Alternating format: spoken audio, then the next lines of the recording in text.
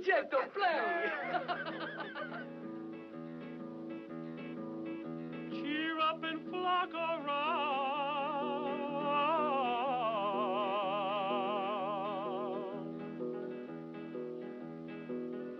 The joy of singing comes so naturally.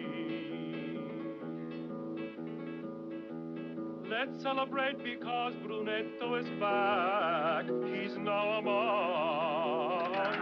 Hello everyone, welcome to episode 137 of Floating Through Film.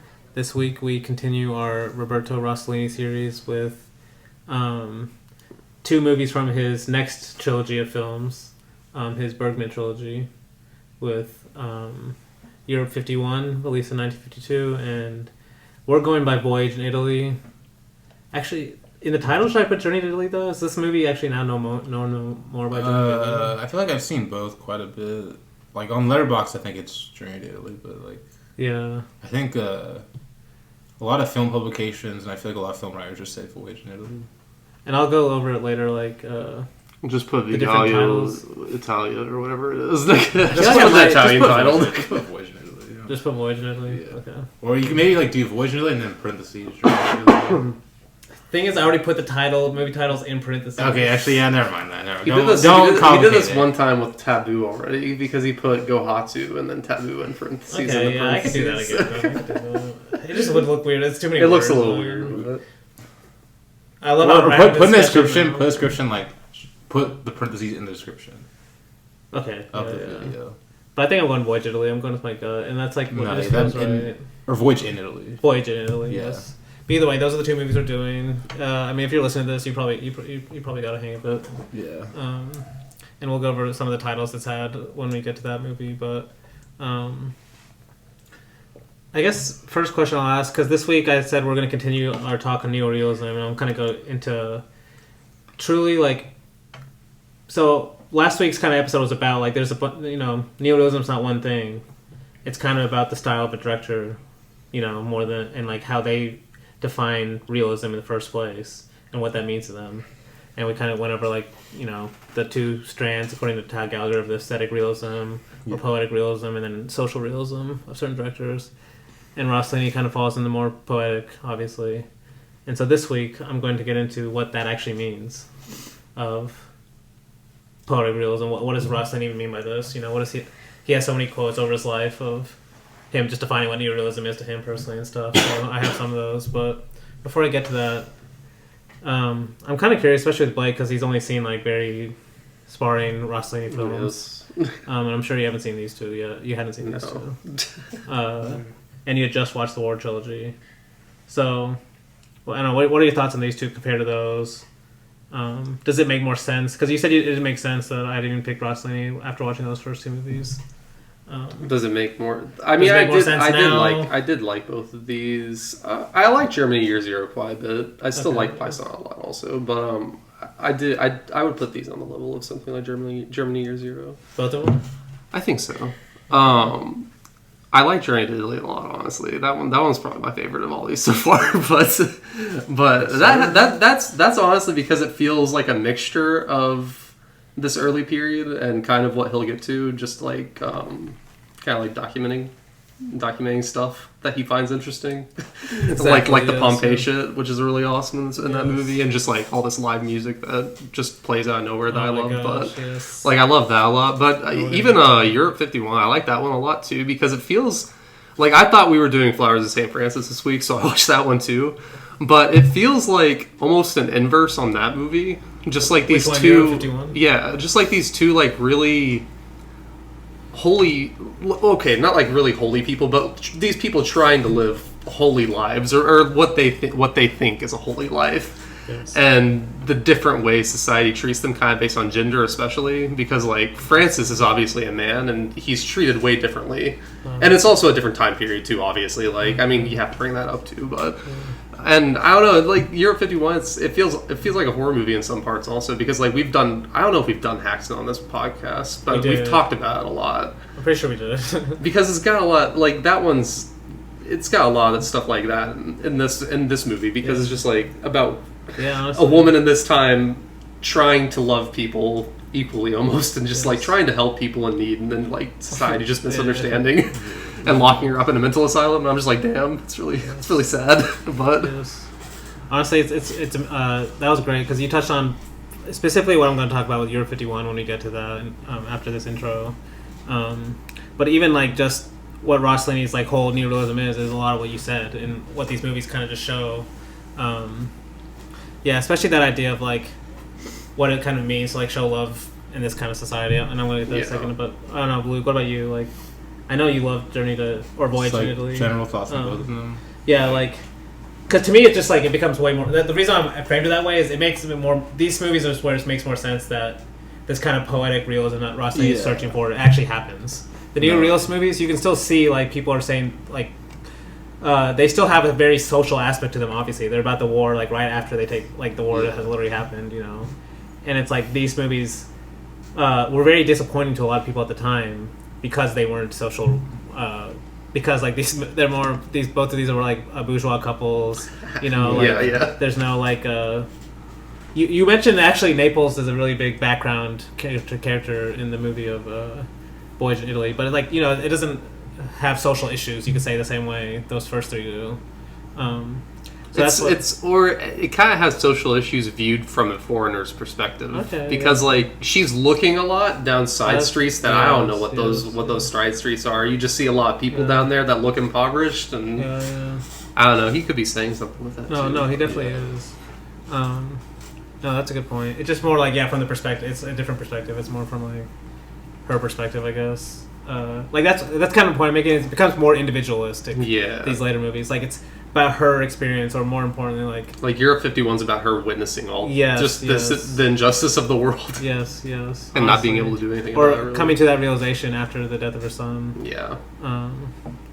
But yeah, sorry, Luke, I interrupted you. Go ahead. I love both these movies. Journey to Italy is definitely like one of my favorite movies ever. I can confidently say that, especially after rewatching it like a month or two ago, and then rewatching it again this week. But yeah, I love both these. They're definitely on a different level. I feel like obviously I was defending them last week. Like the movies last week were great as well, but like these are definitely on a new tier, especially for Rossellini. But yeah, they're both amazing. I'll be more in detail when we get to them. Okay, yes. And maybe as I go on, you guys can bring up like maybe just think of just Rossellini in general, even the future movies that Luke is seeing. But first, let me start off with some quotes where he just directly says what neorealism is to him, and then I'll just go from there.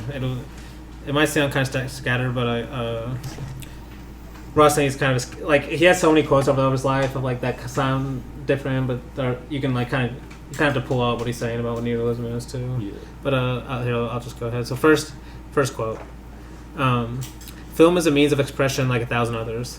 I've given up film because I don't like it anymore. There doesn't exist a technique for grasping reality. Only a moral position can do so." And then this is my favorite one: is "It seems obvious to me that each person possesses his own realism, and that each thinks his is the best, myself included. My personal neorealism is nothing else but a moral position summed up in 4 words: love of one's neighbor." And do you guys notice the phrase I said in both of those? And that's basically what neorealism is to Rossellini, is a moral position. Okay.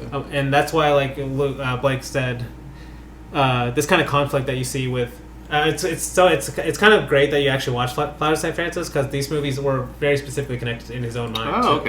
okay. Like it's because it's because, especially for that conflict you're saying specifically, because like for Rossellini, neorealism is this kind of a person, an individual having their own moral position on the world, and not for him very specifically not being swayed by someone else's ideology or someone else's morals. You know, like for him it was very that's what his whole thing was, like the individual should have their own position, you know, take control of their own destiny in a way, like, you know, have their own freedom.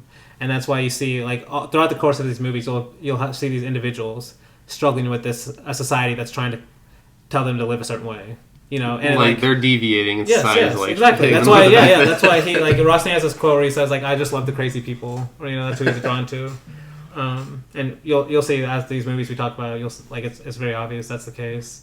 And this idea of what is even crazy, right? Because, like, in a certain sense, crazy is just doing something that society the opposite of what society sees as normal. But like in this case, this week we're gonna talk about Europe 51. You said like the things she's doing is like basically just loving other people, but that's like just seen as crazy from her point because she's like stepping down from such a great privileged position. Yeah, it's just insane. You know, like no one can actually really accept like that's actually what she's doing. You know, like it has to be an affair or some shit. Yes. But to keep going, at first I wanted to read before I get into like kind of some Rossellini things specifically to neorealism. I wanted to read a Renoir quote on Rossellini. And it's like so great. It's like almost Fellini level, you know. So he's talking about how like he's waiting for. I guess he's like in a Paris hotel waiting for Rossellini to come, and he's like he wrote this a letter to someone. He said, "It's impossible for me to describe the place where I first saw Roberto Rossellini. I was only seeing him, and I was trying to grasp the subtle connections between those arms, that nose, that face, that voice, and Open City and Paisa, and all the films of his that I love so much. Suddenly, I understood. This man first exists by his eyes." It's a sense of vision that establishes his bridge to the rest of the world. It's by his eyes that he absorbs, that he records, that he penetrates. 2 good drills capable of piercing the toughest surface. After that, his heart follows, and then his brain starts to dissect. What does Rossellini see at that moment in Paris? I'm waiting impatiently for him to tell me about our city the way he told me about Naples, Italy's holy city, according to Rossellinian theory. I wish him welcome. Damn. Rossellinian theory. Yeah. No, there definitely is a Rossellini theory. Like, he has so many... no, I love that. Like this idea of like first he sees by his eyes, because like that'll be true of all his films, and like that to me is how you can explain his camera the best. Like, the way it kind of just like slowly like moves back and forth. Like it's almost doing its own thing a lot of the times, you know, outside of just what the characters are really doing. So to me, I kind of mentioned that first quote of a moral position summed up in 4 words: level 1 sniper. So let me read this quote that Rossellini says is, quote, "The most important thing is to discover people as they are. It's the most moving thing in the world. If we look at a human being, what do we have? His intelligence, his desire to take action, and then his immense weakness, his poverty."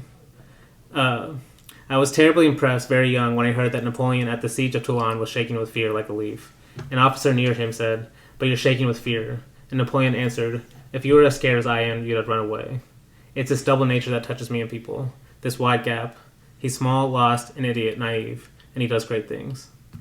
And I love, like, to me, Rossellini's movies are, like, about both of that. Like, there's this contrast in all his characters' movies where, like, you don't only see one side of them. You usually see both. You see, like, the great thing they're doing, in a way, but you also see the kind of, like, everydayness of, like, them struggling. You know, like, Socrates, you see, but, like, especially in Pascal, he, like, sick all the time. Yeah. You know, like... You can see how alone he is a lot of the times. No, like he doesn't like that aspect. He doesn't like glorify it or like exactly over romanticize it at all. Yes. He tries to show it more like directly, you know, while still showing like it's still a great thing, and that's why like especially in later movies like Europe 51, I still think has like some of these like melodramatic moments you could say. It definitely does, yeah. But even then, like that contrast is still played out. It's not like a typical melodramatic moment, you know. Like it's a very positive ending in a way, but it's also she's like in the same like she's like trapped now. She's literally in prison. Yeah.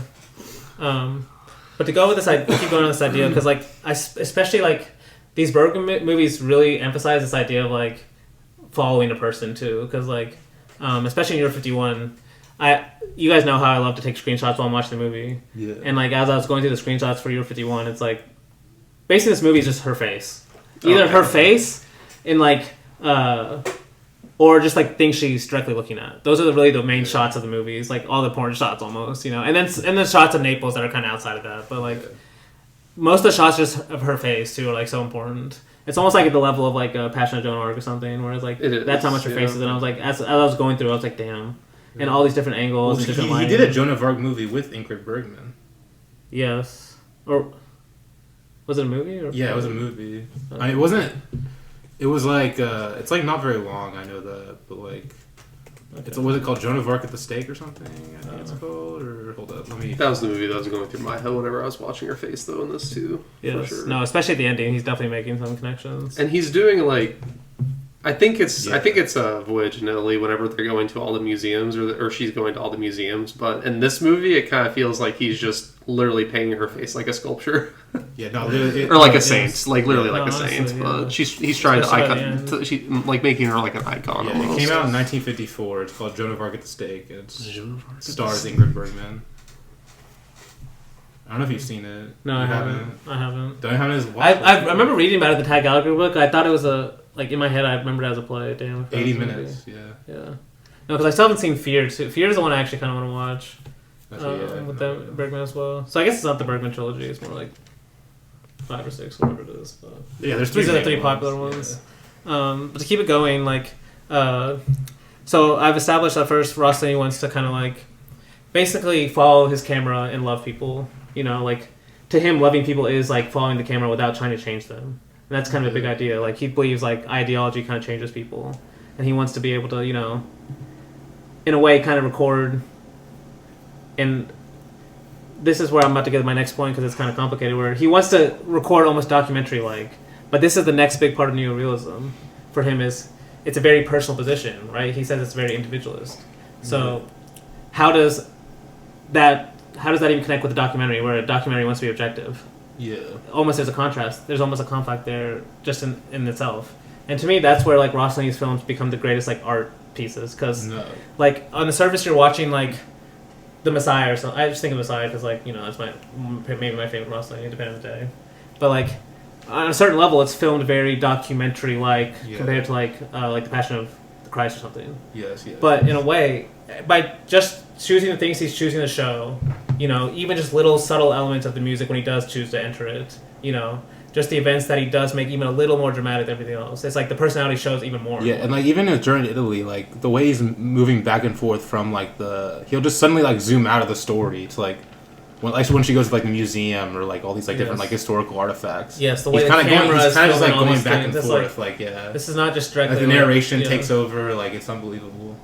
Yes, I love how you mentioned that too. Because first, let me read what Tag Gallagher says. Because basically, the whole concept. My next point is, in Rossellini films, just because he's filming things as documentaries aspects, for him, things don't just speak for themselves. And let me read Tag Gallagher's quote: "Reality for him is not the world of objects, but the world of feelings which brute reality reflects. And these feelings come through best, not by heavy-handed symbolism, but rather by oxymoronic juxtaposition.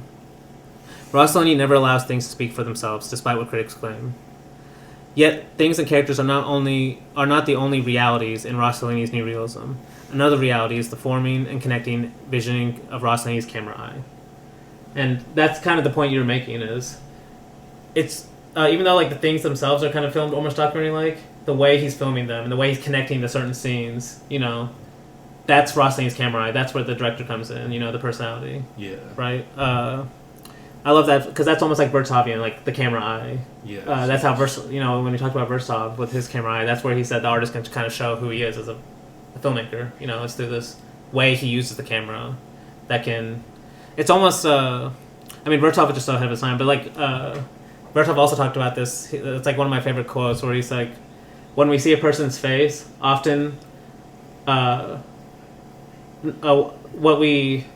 when he says, when we see a person's face or what they say, often it's not what they say that we think of, is what they're actually thinking of, is what we're wanting to read, you know? Like he says something like, we don't want to read what they're saying, we want to read their thoughts, basically. And that's like how I see Rossellini's camera, you know? He's like, he's trying to get as close as the way like a camera eye can get to where we're trying to read their inner thoughts of a person without ever like them ever saying it. Yeah, you know? Okay. Yeah. It's like the whole time. Like, I guess it's kind of persona in a way, but that's why I see a similarity between the two. Like he never there'll be never directly anything a character saying their feelings or like how we're supposed to feel. Even more importantly, it's like we're supposed to get how we feel through like you're saying how he films the statues in a certain scene, or like how Blake mentioned how he's. It's this time I noticed especially how much we hear like the Naples background singers. In the background throughout, and like the characters never notice them basically. Yeah, but we do. You say like it kind of reminds me of like Nicholas Ray in a way, like I think Godard brought up in like Bitter Victory how he's not filming the words but like the spaces between the words or like the objects between the words. Yes.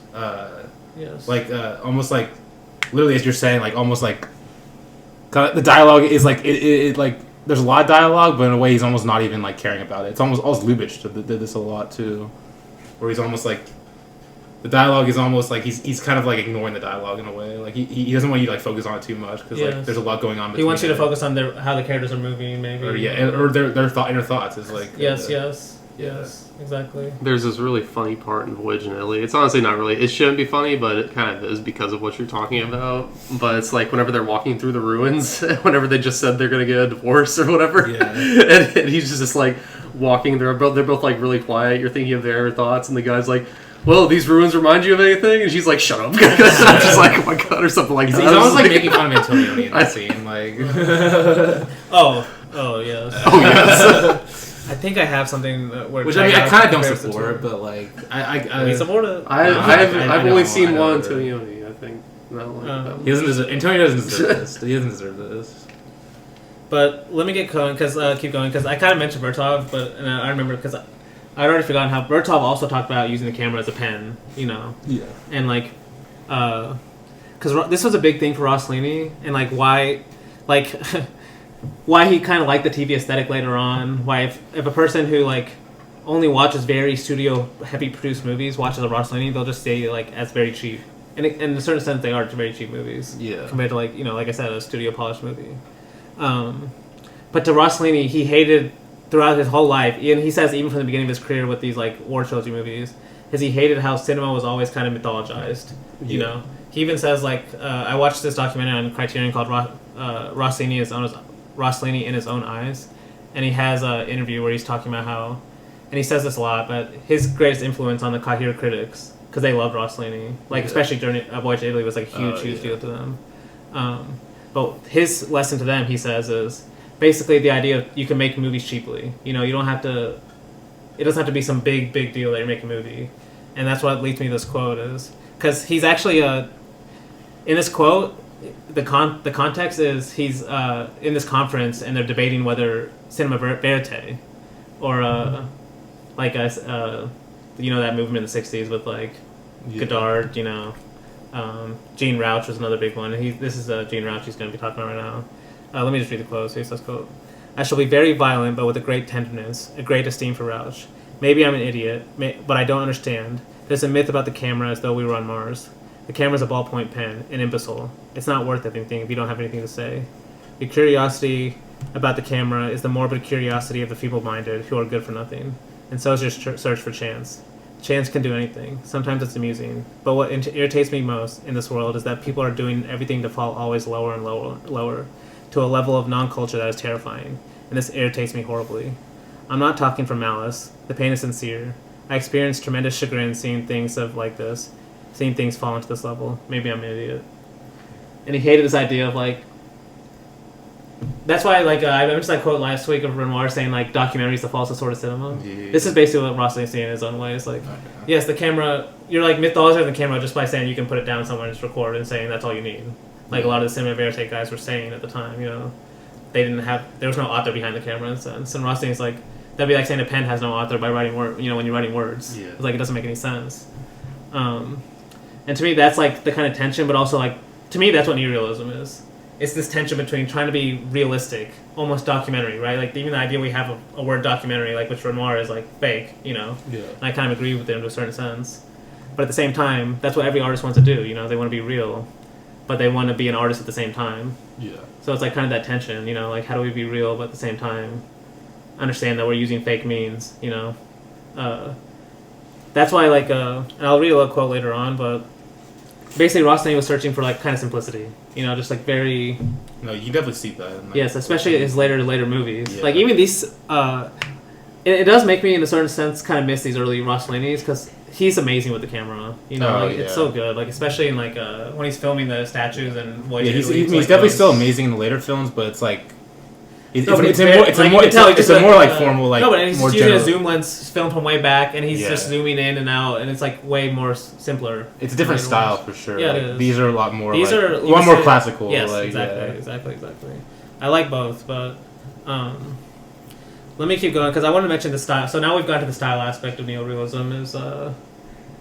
that's what the director kind of shows the moral position of himself. It's through the style itself is where we see the moral position. Yeah. At least in my own opinion, and we'll see like kind of Romer say that too. But first, let me say what Bazin says about. I think this is about Voyage in Italy. So, quote: "It is not a realism of the subject, but of the style. He is perhaps the sole director in the world who knows how to interest us in an action, while leaving it objectively on the same level of mise-en-scène as its context. It's not the actor who moves us, nor the event, but the meaning we are obliged to abstract from it. In this mise-en-scène, the moral or dramatic sense is never apparent on the surface of reality. Nevertheless, we cannot avoid knowing what it is if we have a conscience. Isn't that a solid definition of realism in art? To force the mind to take part without tricking with people and things." It's like, damn, he's going off here. Yeah. But, like, I love that idea of, like, because to me, like, when I mentioned, I've talked about this idea of presentation versus representation. Yeah. And to me, like, that's another example where he says, Rossellini is the sole director in the world which knows how to interest us in an action while leaving it objectively on the same level of mise-en-scène as its context. Yeah. So basically, like, when Blake mentioned the background, and I'm glad Blake mentioned the background of Voyage in Italy, because to me, it's basically, in a more normal film, the two leads would be the foreground, and in the background would be the Naples music. And in a way, that's still true, that's happening. But the more I've watched this film, it's more like those two things are just happening on the same level. Yeah. And that's exactly what he's saying. It's like, you actually can't separate the two of this context of the mise-en-scène and the actors in it, even though the actors in the movie think they're in a different movie, almost, you know?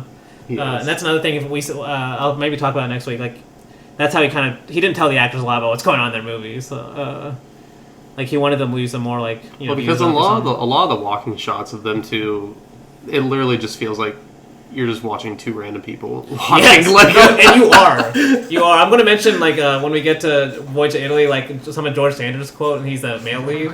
Basically, how he hated his movies, and they hated the experience of making it and stuff. Because it's exactly what you're saying. But he wanted them to almost like. But see, the thing is, it kind of works for the movie because both of those characters are lost. Yeah, and they don't know each other. You know, and they're like two people that have been married for 7 years that don't really know each other on vacation somewhere. It's the first time they've been alone, Dany. Yeah. Come on, give them some It's like, how these people even like, how do they even get on the same page in the first place? Like, it's kind of crazy. Probably arranged. Yeah, something has to be at this point. Like, I hope so. Okay. I guess I'll read this last. I might read a few more, but let me read this next thing because he compares this kind of in a way. To me, it still kind of fits the Rossellini as a presentation versus a representational director, even though I know it's a fuzzy category I need to expand on more in a future episode or something. But let me just read this quote because he kind of compares him to Ophuls too, which makes it interesting. So, quote, "Looking critically, one of Roberto's definitions of neorealism posits the camera as a tool of inquiry. Rossellini never spoke of the camera as Bazin did, as a means of recording. For him, it was a microscope, quote, an instrument of torture, an aggressive rather than passive instrument. No filmmaker ever used it as he did. He did not, quote, present. He does not allow events to speak for themselves. Instead, he perpetually attacks them, moving in and out, trying to get closer to this or that. Ophuls is always moving too. But Ophuls' motions, quote, present his events, and become in turn the rhythms of the movie and its characters' lives. Rossellini's camera, in contrast, does not comment or analyze. Indeed, it seldom expresses, narrates, or even follows an event. Instead, it inquires. Instead, it perpetually intrudes into an event." Does that make sense? Kind It of. does feel very intrusive. Rossellini's, yes. I agree. Honestly, especially when he mentions the microscope, do you remember another director I talked about that also mentioned this camera as a microscope? He studies as an entomologist before. Buñuel? Yeah, Buñuel. There's also another quote where, Buñuel basically calls the camera as a microscope too. Like, in their own ways, it's kind of similar, especially with these. Honestly, because even with the way he uses the zoom lens, sometimes he'll be really close to their face, you know, when they're talking, and sometimes he'll be really far away. And these, it's like more like cut. He's still cutting a lot, but no, like especially with Euro 51, it does feel like it's very intrusive with how close the camera is to her face a lot of times. But the last kind of thing I wanted to mention before we go to these two movies, because it's an important thing, and I was going to mention it last week, is, and we mentioned it with Paisan a little bit, this idea of an impulse of love. Because I've already mentioned Rossellini as moral position is, love of one's neighbor, kind of that idea. But, and I've also mentioned the idea of Rossellini hated this idea of ideology, or basically, basically a social construction telling an individual what to do. You know, he felt it should be flipped. And one way to know that is through impulse or intuition. And Tad Gallagher talks about, quote, let me just read the quote real quick. Quote, "No one has ever had a diabolic intuition in a Rossellini film. All evil results from corrupt judgment. Ideology, then, must always compromise the moral position." So for him, like, if it makes all these movies connect, too. It's like, that's why, like, Euro 51, like, it's never exactly explained why she's actually doing what she's doing, you know, when she all of a sudden decides to help one person and, like, all of a sudden gets thrust into another situation and decides to help.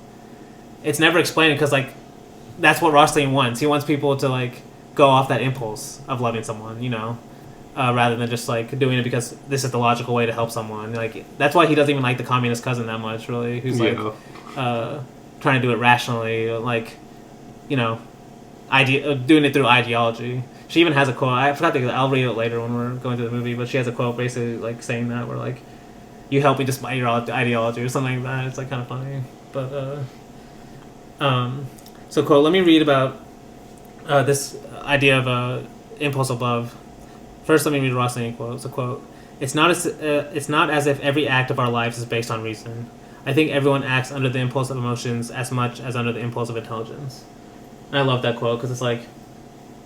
Intelligence, in a lot of people's minds, is like that's what we should make our decisions by, right? That's what we do, and then like impulse or emotion, that's kind of like the thing we should keep in check as we're making our decisions rationally in the world. But it's like for us, that means you're almost like taking out the human side of life. You know, you're taking out the poetic.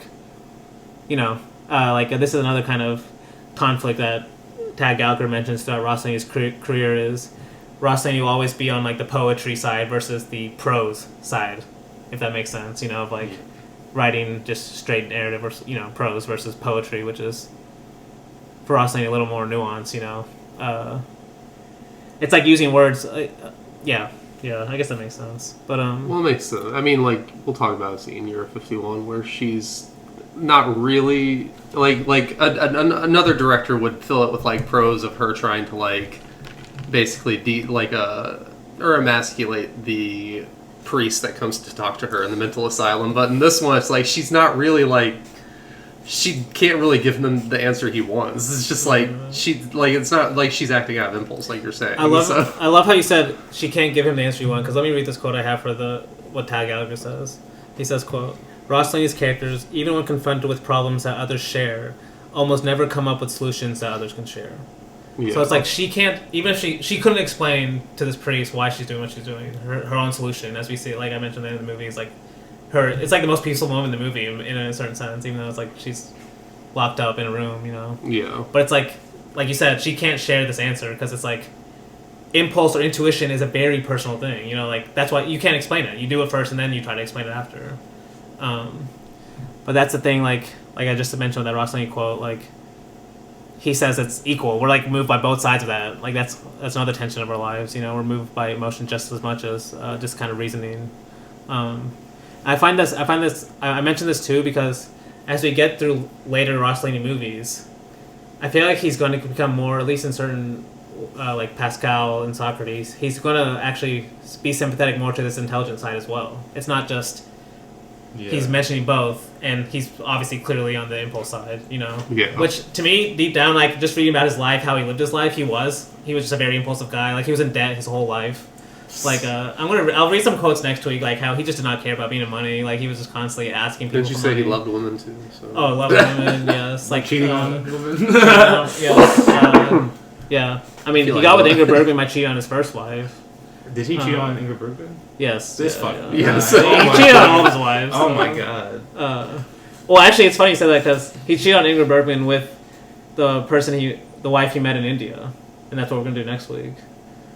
So basically, each series he's had a different wife. Each series different wife. Not series. Each episode. Each episode is a different wife and a different wife he's cheated on, basically. Yeah. Damn, this fucking guy. Yeah. He's a lover. Yeah. No. He definitely was like the Italian classical lover or whatever. And it's funny because also all of his wives were friends basically, and they like were together with him all the time, even to the very end. Even his first wife. Damn, for real. Like worked on a lot of his movies and stuff. Like she did the costume design. This guy has. No, I know, it's crazy. Yeah. Like there's like a scene in that Rossellini in his own eyes scene at the very end where it's like him with all his like kids and grandkids, but it's like from his different wives and stuff. Oh my fucking god, bro! This guy's a meta. We're one big happy family.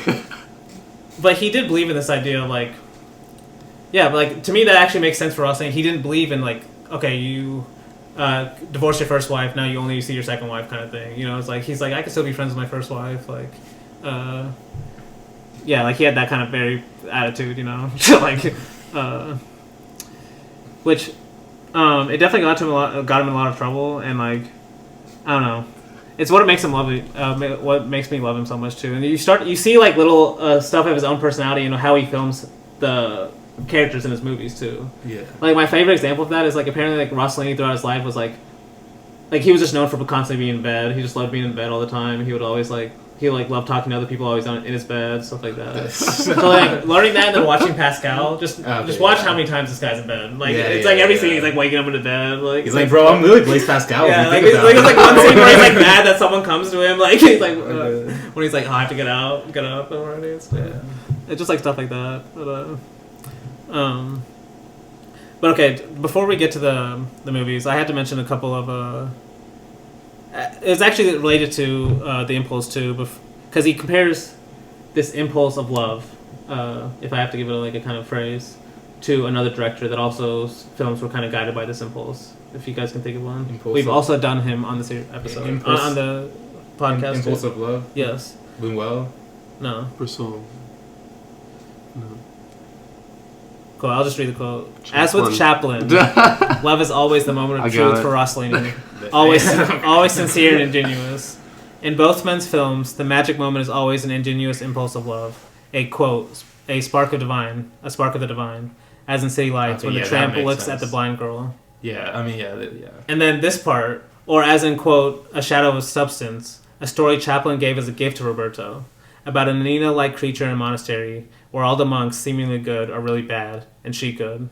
Chaplin proposed Orson Welles to play the abbot. Man. Yeah, no, that's crazy. Apparently, also Chaplin called Rossellini Napoleon for some reason. Okay, like, not even in French, but like they probably met in France. I don't know because Rossellini was in France all the time. But I'll mention this. I'll mention this idea throughout the series too. This idea of like, I guess if we have to use two I words, we would say ideology versus impulse or intuition. Yeah. And Rossellini is always going to be basically on the side of the intuition, impulse side, because he's so much for the individual. You know, he's so much for this idea of neorealism is the moral position of an individual finding what's real to him. You know, it's not like an objective realism. I think you even mentioned that last week. Like, realism is not. You said something about objectively. It's not real. And so, I remember you mentioned something like you like can't that. like. It's like you can't be objective. Yes, exactly. Or objective is not even really possible. Yes. That's why this idea of a moral position is so important for him. And what I love about Rossellini is because yes, these are words, and I hope this is helpful for people that are going to watch Rossellini's films. But you really have to watch the films to get the true kind of conflict of how serious that is to him. You know, like how much his characters struggle to kind of live through that idea because it's for. I mean, this is, in my opinion, I agree. It's true in the world it's easier to conform. You know, it's easier to just live the way we're supposed to live according to a certain structure you're in, societal structure, no matter what that is. Yeah. It's harder to kind of just not do that. You know, that's like a lot of, like, we'll talk about Flowers of St. Francis next week, but then Euro 51 this week. It's just her just not doing that. You know, it's like almost, she's just thrust in situations, she's just reacting for the most part. But it's just the fact that she's decided to be in these new situations, it's just like, totally against, you can't do it. Like, and then you see like almost like on the level of Passion of Joan of Arc, that kind of struggle she has to deal with because of that. It's not just easy. It's not just happy music will make it happy at the end kind of thing, and the husband will understand. It's more complicated than that. Yeah. But yeah, that's neorealism and moral position. I'm sure I'll bring up these ideas throughout the rest of the series too, and that's why I wanted to mention this early on because like. To me, this is where Rossellini's neorealism really starts. Is with these two movies.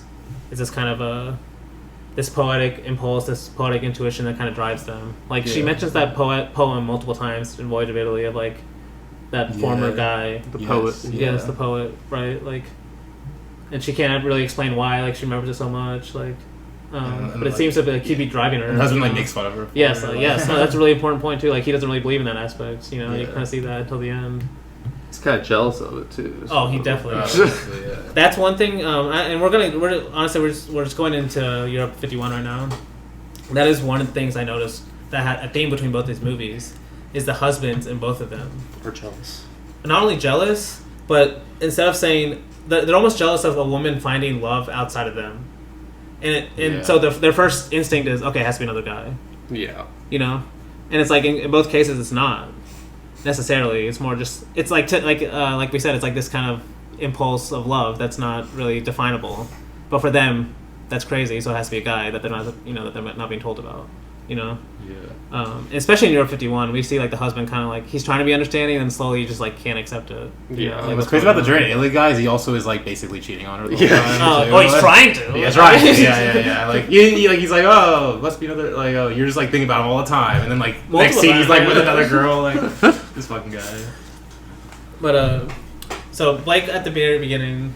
I guess is there anything else about Europe 51 specifically that you have in mind? The Blake. I just find the subject matter like very interesting. I feel like a lot of like I haven't really seen it in a lot of films, like the idea of like almost like as we kind of been saying, like trying to be a good person in the world, but like the society doesn't even want you to like society doesn't like you can't really be a genuinely good person in society without some people thinking you're like something's wrong with you. Whether that be like crazy or just like have some other intentions, like there's always this other factor that has to be. You can't just be like genuinely good. That I find very interesting. And to me, it's not. It's because you're exactly right. You like, and one thing I would add to that is you can't be genuinely good if you step outside of like your social position, basically. Okay. Yeah. Like, yeah, she's helping not in the way she's supposed to. Yeah, it would make more sense to like. You're not allowed to help these poor people. You didn't know what style you're in. Especially like actually being there. You know, you're allowed to help like donating money and stuff from a distance or whatever. But like actually being you in can't the see same them place. face to face. Yes. Like you can't see where they live. You can't know their actual hardships. Yes. So first, let me read this quote that I think kind of sums up this movie too, and honestly, a lot of Rossellini's movie. This quote: "People today only know how to live in a society, not in community. The soul of society is the law. The soul of community is love." And to me, that explains this whole movie, especially to the very end, when we see basically the society of law, which is for Rossellini the husband, the lawyer, the doctors, and then also like the mother too in this case. They're all walking away, and then the crowd that's actually still behind, kind of just like crying for her, is the community of love that she built. You know, the one that's irrational, the one that she's kind of found throughout the movie. Yeah. Like honestly, maybe just Juliana Messina's best role. I'm kidding. But, She's great. She's so good. She's so good. To me, it's like such good casting because like it's honestly the same as like Lestrada, the same kind of role she plays. Like just her face alone is like that kind of community of love aspect. You know, she brings like such an energy. I believe that she would be a mother of just 6 people that she'd actually didn't birth for sure. Well, she says 3 of them she birthed. Oh, okay. And then 3 of them she just picked up somewhere. She says. I want her to believe it. Yes, exactly. Yeah. But best performance, like Nice Kabir, just on another level for like that's like one of the. That's actually the movie I was thinking of, but yeah, not Lestrada. Oh, really? Yeah. Nights of Kabir. Of course, I got the title wrong. Well, I mean, her face in Lestrada is very. But it's more Nights of Kabir, like the happiness of her, at least the energy she has. Yeah, I guess. She's more energetic in that one. Yeah. She's more like being down in Lestrada. Although, yeah, I guess, but although you do get a lot of you're very empathetic for her just with her face. Yes, no, that's true. I thought that Nights of Kabir she was a little more downtrodden or beaten up in that one. She kind of both. It's kind of inverted in a way because at the beginning of Nice Kabiria she kind of is, but then she kind of like grows more and more. Especially when she thinks she's found happiness and then she doesn't. Yeah. And then Lestrada's like, she has this happiness at the beginning that kind of just gets. Yes. Yep. and I bring up. There's obviously the Fellini connection with the Rossellini too, and just Julia Messina. Yeah. But like I bring up that quote. So let me read up another quote. So my first kind of point on this film was, now that both of you guys have seen Francis Blake by accident, which is actually really helpful. Maybe miracles do exist. That'll be coming up later too. But let me first read what Ingrid Bergman says when she talked to Rossellini about the making of this film. Roberto was talking to me about what would we do if St. Francis came back today? What would we do? We would do the same thing. He would be laughed at. He said, I'm going to make a story about St. Francis and she's going to be you. It was just, how would we behave in 51 if a woman gave up a rich husband, a rich life, all her friends, everything, and goes out in the streets to help the poor? Yeah. So it's like literally exactly what you're saying. Yeah. Like, I mean, because you said the inverse too, but it is, like, in that quote, it's kind of the inverse as well, because, Francis wasn't married. I don't think he was married. There's a story about him, like I don't know if they dated St. Clair's. I don't know actually Francis' story, but either way, like it is inverse too, because I like how you brought up how she's a woman, so it is a lot different for her to do some of the same things that Francis would do. No, that's a really it's more acceptable whenever you're a man. It seems like than whenever you're a woman. No. So. And especially this is another thing is too. Francis at the same time he was also and the movie makes a great point. He's on the outskirts. Yeah. He's literally in the wilderness. He's literally in the woods. She's trying to do it like in the same place. She's trying to go back home to the. No, but I'm saying she's trying to go back home to the same social position and trying to keep both. But Francis is like he's abandoned. I just realized he also kind of comes back to this in Socrates, too, because he's almost painting Socrates as like similar to Jesus in a way, in the sense that almost being crucified because of like him trying to philosophize, 100%. Trying to teach philosophy. No, like this idea of like people being killed for the truth. This idea, especially for being an individual. Like it's very similar in that sense. No, that's what I'm saying. Like, he likes these type of people. Yes. That are fighting, like, willing to kind of die. I mean, and obviously Jesus, too. Yes, like, the Messiah. Yeah, obviously. That's the obvious one. I mean, and to kind of go to that point we just said is, let me read this quote from Rossellini's quote. If you want to give a subtitle to the film I'm directing, call it Europe 51, or The Tragedy of Conformism. We're all voluntary prisoners and thus victims, through cowardice or unconsciousness, of our desire to be in harmony with everything and everyone. Idolaters of what's normal. We live in continual terror of possibly becoming exceptions. I love that last line too of like, we live in continual terror of possibly becoming exceptions.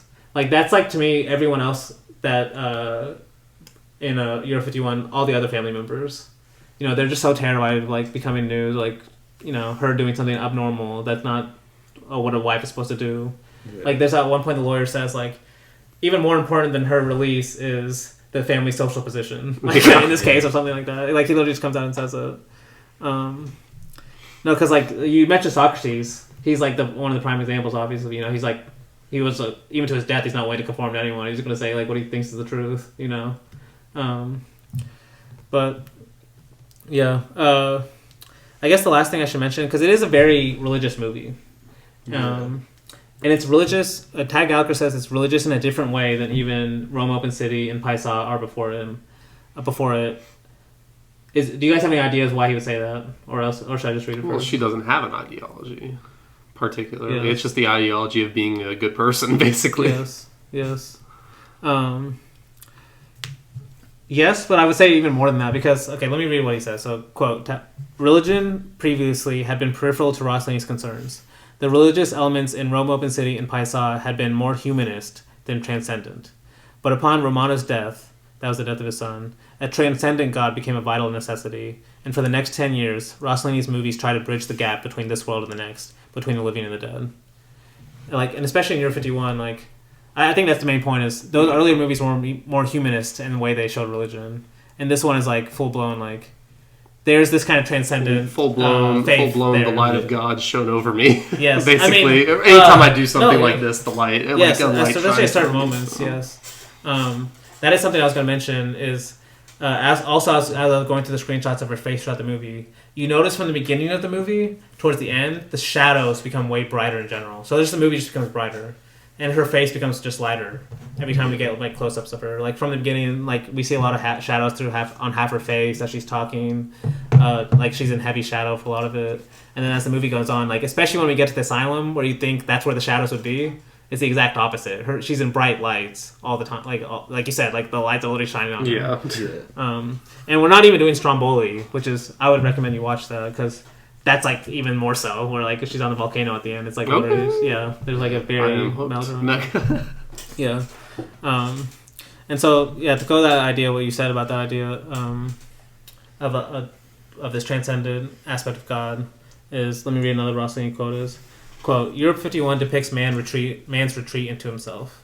I was trying to establish a dialogue between a suffering humanity worrying over ideals and him who gives that humanity its justification and meaning. A dialogue of simplicity and humility in search of faith. If humanity were to rediscover faith, I'm convinced it would have the solution to its anguish, to its every anguish and every torment. Faith like love of one's neighbor, humbly, simply, joyfully. I've been confronted and sustained by many letters from people of every sort and station declaring they understood what I was trying to say, which is that people need to be helped because they feel lost and abandoned. It's the start on the way to God.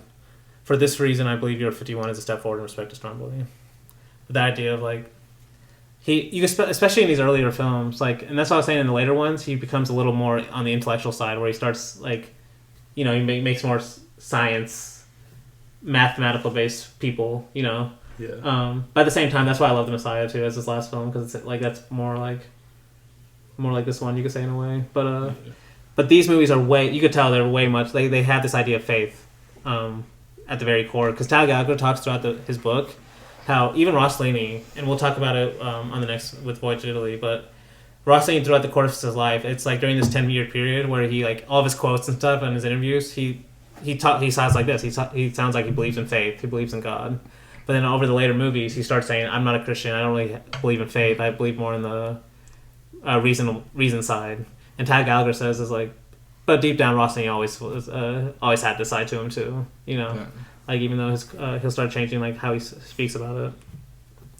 Well, and even taking into account the historical period, the reason people, or like the people that he's tackling who used reason-based arguments, that was still considered faith-based arguments back in the day because there was no basis in it. So.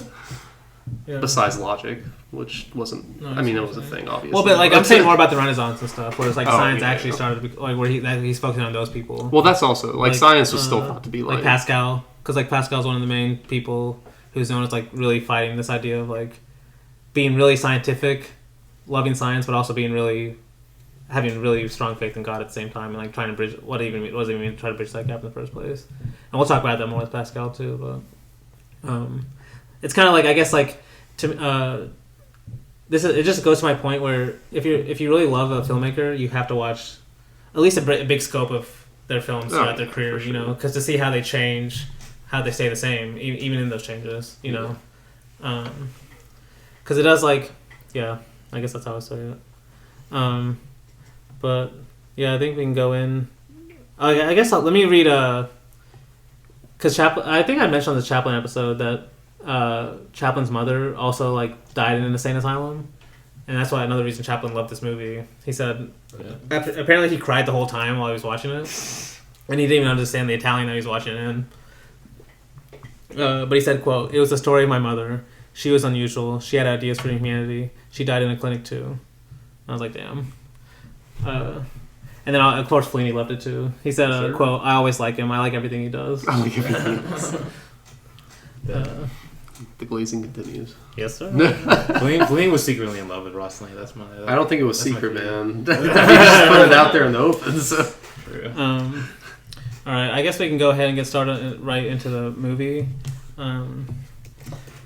So first part I noticed is I'm kind of just going to go through this movie and just like point out things I noticed. I mean, I say that every time, and then we go way long, but we'll see how this goes this time. Because this is the first thing I noticed was both of these movies also start with them in cars too, especially with Ingrid Bergman driving. I think he's trying to emphasize just like right off the bat the kind of these are more bourgeois stories. At least that's how I read it, Makes sense. But it could be. Anyway, this first scene is basically her like ignoring her son, like typical like bourgeois. Like she's too busy. It reminded me of Bicycle Thieves a lot, honestly. Yeah. Or not Bicycle Thieves. I was like, wait, 400 blows. Oh, okay, yeah. Just the way the I was so confused for a second. I was like, wait, honestly, is this the opposite? Yes, sorry. But I have Italy on the brain still. Yeah, fair. But like, this kid even says like, "Please, mother, will you listen to me now?" Like 3 or 4 times. Like, and she's just not listening. But I do love, because I love the way he also shoots this kid too. Like we see like just multiple shots of him being really lonely. Yeah. Like just sitting by himself, looking down and everything. Hanging himself. Does he? What? There's this moment where he like has that rope and then he like ties it around. He ties it around the back of his bed and just acts like he's hanging himself. Bro, I was so confused for a second. I was like, what? I was like, wait, I thought he died a different way. I was like, no, because it's. I think what he's trying to do with this kid in the loneliness is like he's obviously in a way showing like the loneliness she's gonna feel later on. Yeah. But like to me, like just like because I was already looking at my notes, like the next scene of like when the party actually starts, and it's like weird that the kid, he's like the depressed loner upstairs, and all the adults, they're the ones literally playing with toy trains at one point at the bottom. Yeah, you know, like they're like the more kids in the movie. Because I think that's gonna be later on. Like I was trying to I mentioned that point of like this idea of like an individual trying to find their own truth is not necessarily supposed to be easy. Yeah. Like. She starts experiencing the same kind of loneliness that the son feels like in these early scenes, in my opinion. And it's almost as he's trying to show like in a different way, like it's almost like the way this kid is experiencing it, you know. Yeah. But yeah, so like we see all these friends coming, and then they have this like dinner party with someone brings a train for the kid, and the kid doesn't even want it, and so then all the adults are playing with it. And stuff. Yeah. I mean, to be fair, it looks like a cool train. It's a massive train. Yeah, it's a massive train. So, like, pretty this cool. kid seems to show some gratitude. Like, damn. No, okay. Then they're like they're at dinner, they're eating, and like one of them asks about like what the communist cousin's like political party is, and she's like, you don't want to know. She's like he's slightly radical, and she's like, oh, socialist. Well, he's definitely saying something about like there being like both people with both extremes in this movie. Like there's like there are these like radical people. And then there's also like the more conservative, like bourgeois, and that like she kind of falls between them, I would say. And, well, like, that's the Rossini's point. Is like he doesn't want you to pick either. Yeah, and he's basically like he's kind of criticizing both of them. Yes, like for thinking like of viewing her in this way, like when she like does like. Even though I do think it's important that he also like the reason that she gets at least certain ideas to change is because of the communist. Okay, yeah. Because I'll mention later on, and I mention right now, Rossini did have a plan to make a Karl Marx movie right after The Messiah. Yeah. Specifically for this kind of reason, you know, of like trying to bridge the gap between the two. But that's one of the most tragic things that never came out. Honestly, it'd been great. Because like his quote was like, "I wanted to make a Jesus movie for Marxists, followed by a Marx movie for Christians." Because it would have been more like about as like just Marx as a person, apparently, like you know how he looked like. Oh, yeah, it was great. But, maybe people. Dave's already fantasizing about it, like it's like watching Karl Marx walk around and stuff. Go to bed, you know. Trim that beard. No, apparently, actually, I think I read that Karl Marx apparently he didn't care about his living conditions at all. He his friends would go to his house and like he'd be in bed, no, like in his his pajamas always. Money and stuff. Like I always say, like, people post quotes of like him asking Engels for money and stuff. Damn, like he would have had so many like scenes of him in bed, like yeah, chilling, no, like oh my god. But anyway, like they're at the dinner because like Ingrid Bergman says, see it's another point of emphasizing her at the beginning of this movie is like she's very bourgeois, like doesn't want to talk about politics at all because she's like he's slightly radical, and then the other lady's like, oh, he's a socialist, and she's like, worse, I'm afraid. But then that's like this is another thing I even mentioned with it was on Germany Zero, but it also happens in Paisan. This idea like Rossellini is known as the documentary realist director. But at the same time, he has these very cinematic moments of like major events happening like right after each other. Yeah. Like a big moment will happen like very dramatically, like how it would happen in a classical film, where like it's like this conversation about communism is happening, and all of a sudden it's almost like on purpose. The son starts having pain like upstairs, and she has to go upstairs. You know, it's like really right after each other. And so then she goes, and this must be the last time. Oh, never mind, he's still alive in the hospital. But never mind. This is the last time before his injury where she's basically telling him not to worry about anything. Like he's saying he's in pain, but he can't point to anywhere it is. So she's like, "Oh, it's nothing," you know. Yeah. To me, that's even another little moment of this idea of poetry, right? Like, or just like people a pain that's not physical, or just like her not understanding what he's going through. Yes, by literally like if it's not a physical pain, it's not real. Yeah, like because that's what she's like. If it's not anywhere in your body, she's like, "Oh, it's nothing," you know. He just wants his mom, man. Yeah, exactly. Yeah. I think she even says at one point, "You're too old for this" or something. Yeah. But then she goes like down, and they're talking about how he needs to like just go to boarding school and stuff because he's like too alone here. They're saying how much better boarding school's gotten though. Don't worry. Yeah. Oh my god. I would have no qualms about saying children there now. I mean, one of them even says, "In my opinion, leaving a child alone, that's what spoils it most of all." but then because it's also very hinted at, but because Ingrid Bergman talks about a couple times how they survived in the war together for like 5 years, just the two of them. Okay, yeah. So is this isn't his dad, right? It's not the kid's dad. Is it not? Is it his stepdad or is it like his actual his dad? Okay. They say because then dad came back after. Okay. They say, but it feels like he's not his real dad because he doesn't like. You're saying he doesn't seem as sad about it? No, yeah, he definitely does this. Well, even the way he like walks in to console her like a week later, he's like, "Okay, it's time to get up." Like basically, it's also I feel like it could be Rossellini pointing out that like even the dad doesn't even know his son at all.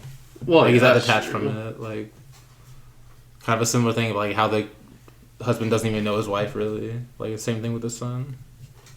But yeah, I can see that. He does seem to get over it easier. Like to me, he does actually. That's why I thought he was the dad because he does seem sad at the very beginning. Like when he first starts crying, like when they find out and stuff. It's just like he gets over it in the same way like you're supposed to get over it. You know? Where she's trying to make him live on through her own way. You know, this more kind of Christian way. But yeah, so then we it's like just very quick where like the maid comes running in telling us that he's fallen down the stairs, and there's just this great shot of like after they've taken the body down, it's like the camera looking up and all the people just like looking down the stairway. Yeah. I just love that shot. But yeah, then we go to the hospital. We've learned he hasn't died, but he just has a fractured hip bone. Everyone's like he's gonna be okay. You know, he just has to stay here for a few days. Yeah. But then the communist cousin comes and tells her that the doctor was talking and saying that it might have been basically hints that it could have been he might have committed suicide. Yeah.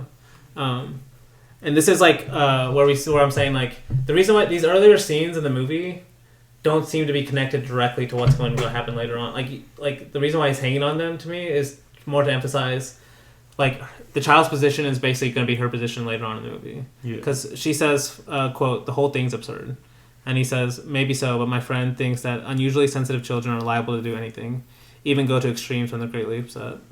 And to me that's almost like what she's going to experience later on. She's going to become like a sensitive child, whereas she's like basically sensitive to actually the things around her, you know, versus like the other people. But then we get like one. I think this might be her last scene with the son, where they kind of talk. This is where they talk together about their experiences in the war, and how like when they were alone together and stuff. But then like the father also doesn't want to believe that the son wanted to commit suicide when he hears that. You know, he doesn't. He's like just doesn't want to believe. He says it's impossible. Because this is when he says she's like. She believes it. She can see why the son might have wanted to commit suicide. Yeah. And she says to him, the husband's name is George. She says, "Oh, George, we have to change our whole way of living. We have to. We can't go on like this any longer." So it seems like she's ready to make this change already, just from the first event. So and like that's what's funny because she says that, and this is what I'm saying again. Immediately after she says that, that someone comes with the news that the son has died. Damn. So it's like almost like. Now they're going to have to change their way of living. You know? It's like it's almost like foreshadowing, literally right after each other. But yeah, so then like basically we find out the son has died like right after that. We cut back to the house and it's 3 days later, and we see like the mother is at her house. They're just talking how she's been there for 3 days. She's able to come out to see her mother. And then it cuts to her. This is like what I was saying. Like this is one of the first like kind of close ups we get of her in the movie, where she's like in the bed. And you can see, like, there's still light on her, but there's, like, a shadow on one side of the bed, too. Like, there's still some darkness. Yeah. Compared to what we're going to get later on. But then, this is where the husband says, whether we like it or not, we have to keep going on living, you know, where he's already concerned about, like, this kind of social, like, you know, your mother's here for 3 days, come and see her, what are you supposed to be doing right now? He's like more focused on appearance at this point. Exactly. What are you supposed to be doing in this situation? You know, you're supposed to do that. Yeah. But yeah, then but all she says is, this is where it's like, she never explains this, where I'm saying, this is like, where I was saying Rossellini is a little more on the communist side, to me anyway, is like, her first impulse is not to talk to her husband, but it's like, her impulse is to talk to the communists to figure out what's going on. To her, she doesn't know how to feel, and that's who she wants to talk to. Yeah. And so, she calls him, and they, they get in the car together and talk. And she even says, like, I have so many questions that I want to talk to you about. Now I'm here, and I don't know how to say them all, or something like that. And this is another interesting thing that I'm only realizing right now is, like, there's another scene, they go and park at these statues, too, which is, I guess there's statues in both movies of, like... Yeah. Almost just by association. Like, the characters are never directly involved. Like, I mean, more in Voyage really they are, but... I don't know, Rossellini must just like these, like, big moments in near statues and stuff. But I guess, because I wanted to read this whole quote of, like... This idea of, like, why Rossellini doesn't really like at least this guy's communist argument in terms of how to explain why the son has died. And it feels very personal because, like I've said, Rossellini's own son had died. Yeah. And this is, like, be a constant theme throughout his life now. Like, how do you explain that, you know? Or can it be explained? And she says, if we hadn't had guests that night, if things had gone a bit differently, if I had said one word instead of another, or made a different gesture, you see how tragic it is. That a gesture or word that can't be taken back made something go wrong. I caused his death. I can't stand it anymore. And he says, no, Irene, it's useless to say that. What's the good of repeating if I had said this, if I had said that? Things are as they are. And then she says, then it was destiny? But why this destiny? Wait, and then he's like, wait, I said nothing about destiny. What has destiny to do with this? And then she says, then if it wasn't destiny, the fault is mine. And then he says, no, Irene, the fault is not yours. If you must blame something, blame this post-war society. And she says, what's society got to do with it? Well, look, Irene, think of a boy, just a boy, and the first impressions he's received of this world has been puzzling fear, bombardments, and war. Whose fault is it? What? And then she says, why should the children pay for it? It's not just, and God isn't just. Tell me something. Do you think it's right, for example, that a child must die because his parents haven't enough money to buy him the necessary medicine? Unfortunately, this is true. It happened just at my office today. And this idea of, like, there's, like, he presents his argument, and he never shows, like, any clear answers of whether, like, it's almost like they're both making good points in a way, you know? Like, when he's describing think of a boy, just a boy, the first impressions he's received of this world. No, yeah, it's 100% true. Of, like, to me, he's thinking, like, it's almost like describing Germany year zero. No, like, yeah. literally. And then also his own son, he's thinking about his own son, you know, that had died. Like, what kind of world he would have been in. And this idea of, like, this if it's destiny or not, you know, if the son was supposed to die, this kind of conflict, you know, because she's like, if it's not destiny, it's not my fault. If it's not destiny, it is my fault. And he's like, no, it's not either. You know, it's the social society. And it's almost like that's what Rossellini is scared of, because he's like, if you just say only society, then you might not do anything to change. And that's why I think this conversation is important, and why he mentions that at my office today thing at the end. Yeah. Because that's what leads her to change personally. Yeah. You know, this is like what starts her kind of meeting this new world, you know. But yeah, so then this is the first time. Both these movies also have a decent amount of kind of repetitions of, like, this is the first time she comes home to her husband who's, like, waiting for her, and he's, like, gonna be pissed. This time he's, like, not that mad. It even ends the scene with them, like, kind of hugging, and you think they might. He's like seems more understanding this first bit. Yeah. But then we cut back to them. She's with the communist cousin again, and they're going to see that family who I mentioned in the previous scene where they have a sick son, I think, and they can't afford the medicine. Yeah.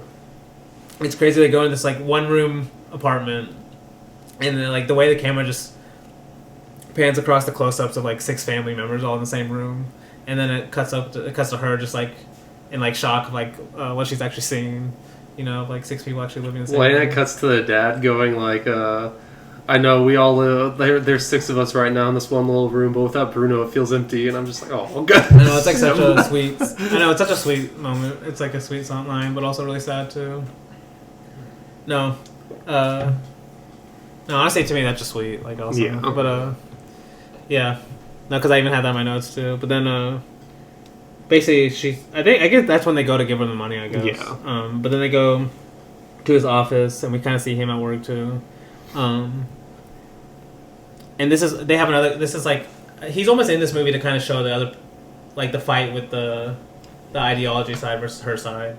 Because they have this conversation of, she says, you know, I've been thinking, those people we've seen, how strange it is. They're so resigned. And he says, it's our duty to stir them, to wake them up, to give them some knowledge of the class struggle. And then she says, or a hope. And then he says, no, knowledge. No, They need knowledge. help. He doesn't say no, I don't think, but he says knowledge. But that's basically what he's saying. Yeah. No, not hope, knowledge. Like that's another kind of conflict between the two. As you can see, like you can say hope is the emotional side, knowledge is the intellect Rational side. side. Yeah, rational intellect side. You know. Yeah. Because the cousin's probably like, knowledge brings hope. Yes. Or something like that. So. Yeah. No. Especially like hope has a lot of religious connotations. Obviously, like hope in God and stuff. So obviously, he would be against that. But then we cut back to her at the house, and she like gets a phone call about the boy being back home from the hospital and stuff. And this is like she's basically on the phone receiving this news, and like this is where the family's like this is what is going on, you know, like thinking it must be something wrong because like why would she be receiving a call from random like people about this, you know? And they're like they say like they've been finding odd magazines that she's been reading, probably leftist ones if I had to guess. Because one of them even says, you mustn't forget who you are. Like, you know, basically trying to remind her who she is in her social position, you know. And then this is, to me, like, this is like the whole idea of Rossellini's personal neorealism, the idea of finding a moral position when she's specifically says to her mother, too, which is, to me, another big, like, the person she says it to is important as well, where she says, let me explain it to you, mother. I'm not hurting anyone. I'm only trying to find a way. Don't you understand? And this idea of like finding your own way, you know, that's kind of the whole idea of what I was saying, you know, finding your own personal neorealism, your own moral position, and like even saying that to your mother, because like that would be the hardest, you know, in a way that's the hardest thing to do is your mother, like in a way that's like in a traditional relationship that's the closest person to you in a way, you know, at least for most people. So like to even say that to your mother is like.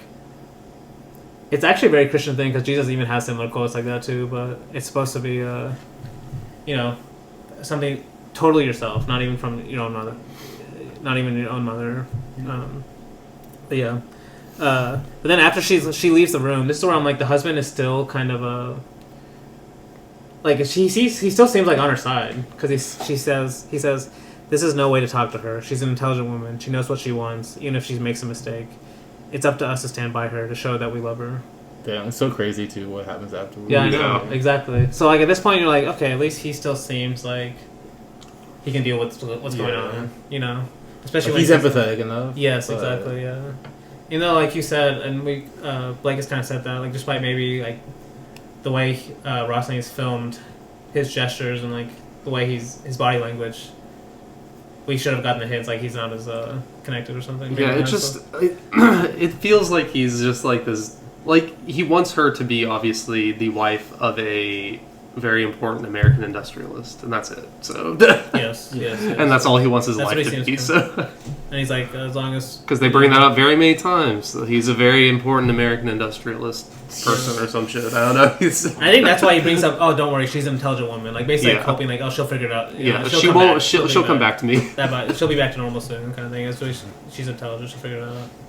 But then she goes right back to the small house again to kind of celebrate this boy, and they. Basically, we see this like room full of crowded people, and like this guy's like playing guitar. Yes, so and good. that's where she's gonna meet like another one of these stories. Is this prostitute that also comes in and basically gets like shamed out of the room because like none of the other guests, none of the people in the apartment like her. But yeah, so then like we get like the sweet scene of like the guy playing guitar and singing about this boy that's come back, and then she leaves, and there's like some guys that tell her like. Basically how dire the situation in this neighborhood is, like how none of them have jobs and they have to live like, you know, we just say like 5 to 8 per room in some cases. And this is what I'm saying, like it feels almost like this is what I love about it, it's like she's almost just like walking into this like these stories of what she can find, you know, she's not like controlling them because like she's just walking outside and all of a sudden she sees like I think she hears that some body's been pulled out of the water and she sees some kids like running to go see them, so she follows the kids to see where they're going. And then like the kids see the dead body and sort of like freaking out until she's like helping them get back up, and then she like starts holding the hands of 2 of the kids, and that's when she meets Julia Messina.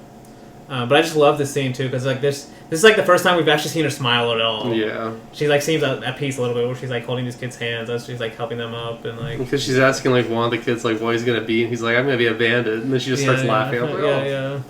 No, and that's where she arrives at, like, to me, the person who's supposed to represent this, like, community of love is Julia Messina's house, where she says she has 6 kids, and three are hers, 3 she just picked up. And I even put in my notes, like, she just noticeably has a very different energy to her than, like, the rest of the movie basically has. And it's, like, very obvious. It's almost like an optimism you don't see throughout any of the rest of the movie, you know? But yeah, she's like, they talk about, like, whether they like children and stuff. She says something like how she doesn't like men, but she only likes she likes children. No, what did she say? I don't know. She said, okay, what she says about men. funny. What she says about, I have the quote, never mind. She says, Men what she are says about men useless or is, something. it's just that I hate to be a load to anybody. Anyway, men are just big babies. You gotta act stupid all the time so that they feel like they run the whole thing. They're impossible. They're good for only one thing, to make love. And only after you show them how. No, but yeah, basically we're kind of seeing how she, like, it's honestly, it's like, we never learn why she's happy. You know, we just see her happy in this situation with these kids. And just the fact that she loves these kids. She says something about, well, she says she loves kids, taking care of kids, but even that's not like she hates men, but she loves the babies yes, that they make, yes, basically. Yes, So. yes. But still, like, it's never explained exactly why she would be happy in this situation. Yeah. You know? But then, yeah, she basically, that's just a scene where she's kind of meeting Julia Messina for the first time. Nothing really happens outside of some of this stuff. But then she comes home again. And this is where I'm like, I kind of love a few of these quotes too, because it starts to show her shift. She's having this shift now. Like, this whole first third of the movie is her just like either in this house with the bourgeois world or like the hospital, you know. Yeah. And now this next part is where she comes home and she tells her husband, "But George, I've discovered a world I had no idea existed," which is kind of this new world she's experienced. And then she says, "In the last few days, I've discovered and I've understood so many things, and I grasp each little discovery desperately, so as not to remember." I'm like, damn, that seems like a very Rossellini thing in the first place, you know, just to kind of grasp discoveries, almost like she said, to grasp them desperately, to like go and search for like new worlds and stuff. But this scene also ends with just like to me it just seems like the husband, he doesn't really even listen to what she says. He basically just tries to start kissing her, and she's like no, and then she walks away, and like that's how the scene ends. But then she goes to she talks to the communist cousin again, and then she goes back to Julieta Messina's house, and this is where she gets the idea of she goes to the reason why she goes to the communist cousin is the cousin says he's found a job for Julieta Messina to work at a factory, and so she goes to tell her, but Julieta Messina is like, I'm going to meet this guy that I forget how they met. It's a soldier or something. A soldier or something. Yeah. He's gonna be in station for like 2 days. Yes. She's basically implied. Yeah, she's going to. Gonna have sex. Yeah. She's a lonely woman, you know. She wants more babies. No, but it's honestly like this is also you mentioned Rossellini's Love of Woman and stuff, but like this idea of like her choosing her own love life over this job. She was even saying that's a very like.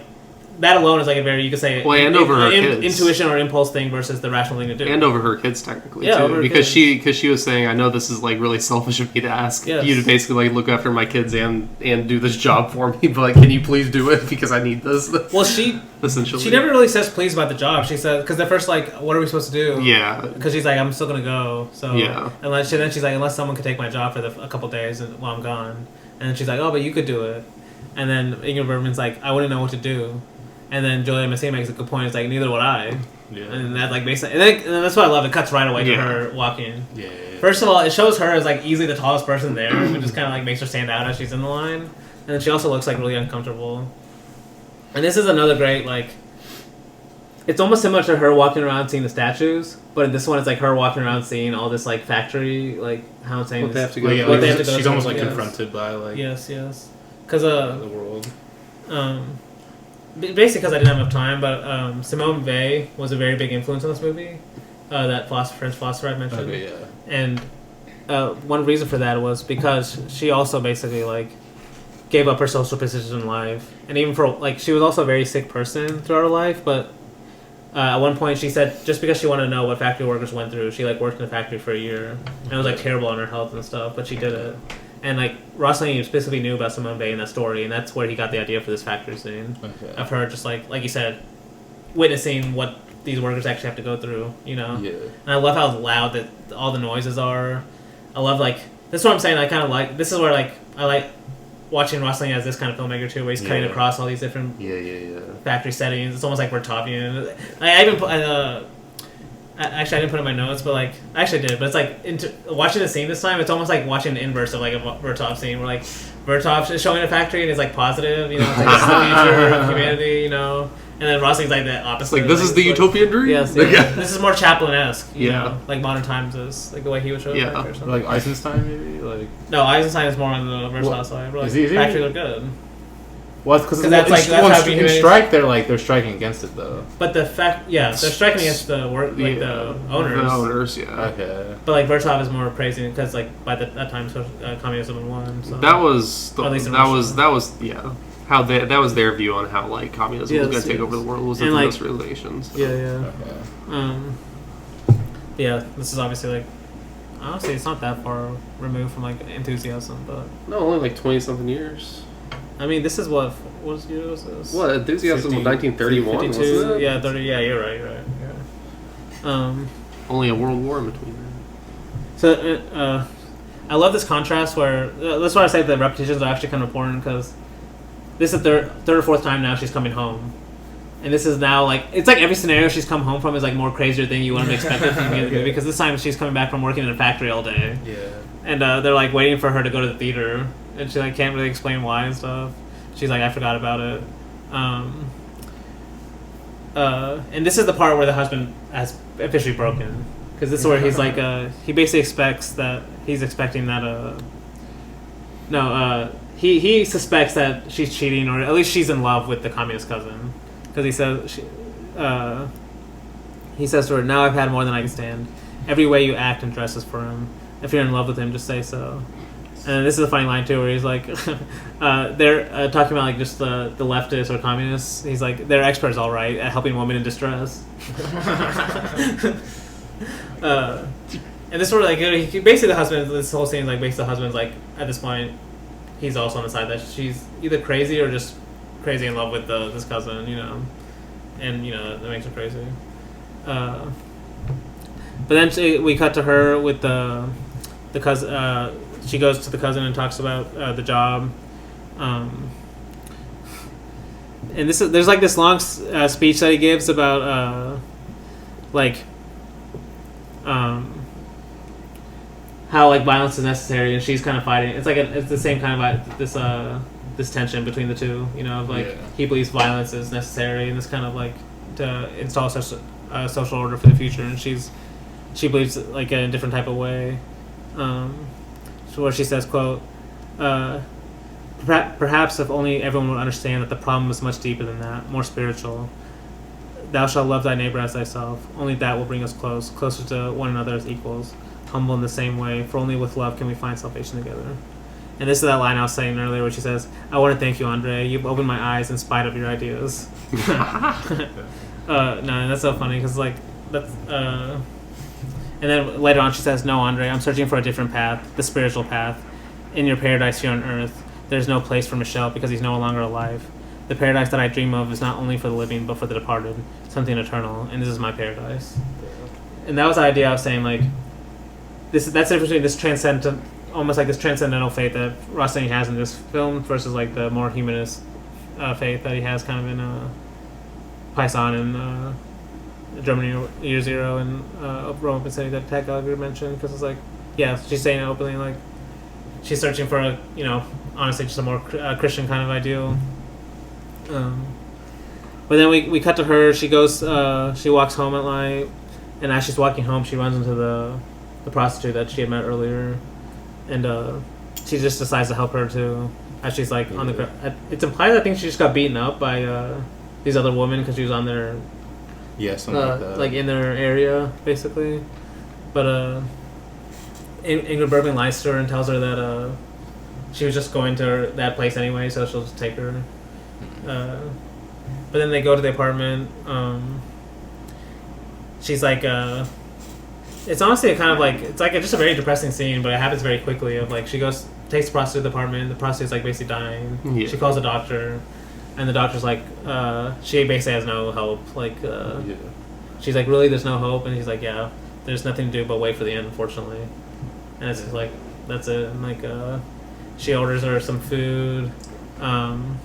It's like it's kind of a funny moment where like the prostitute's about to die and she's like worried about her stuff getting stolen. And there's someone playing music really loud. She's like, "Can you go shut him up?" Yeah. No, yeah. But then like during that scene, it cuts to the Andre. I honestly forgot about the scene, but because it's very big. But like the husband had like even a private investigator followed the communist cousin, and they never found anything.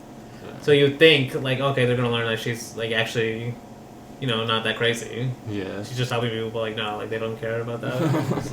But then, like, the prostitute dies. And we kind of see, like, this is where Blake was saying, we start seeing, like, this kind of, like, light of God on her face and stuff, where, like, the prostitute's dying, and we see, like, Bergman crying, just, like, watching and stuff, where she's seeing this.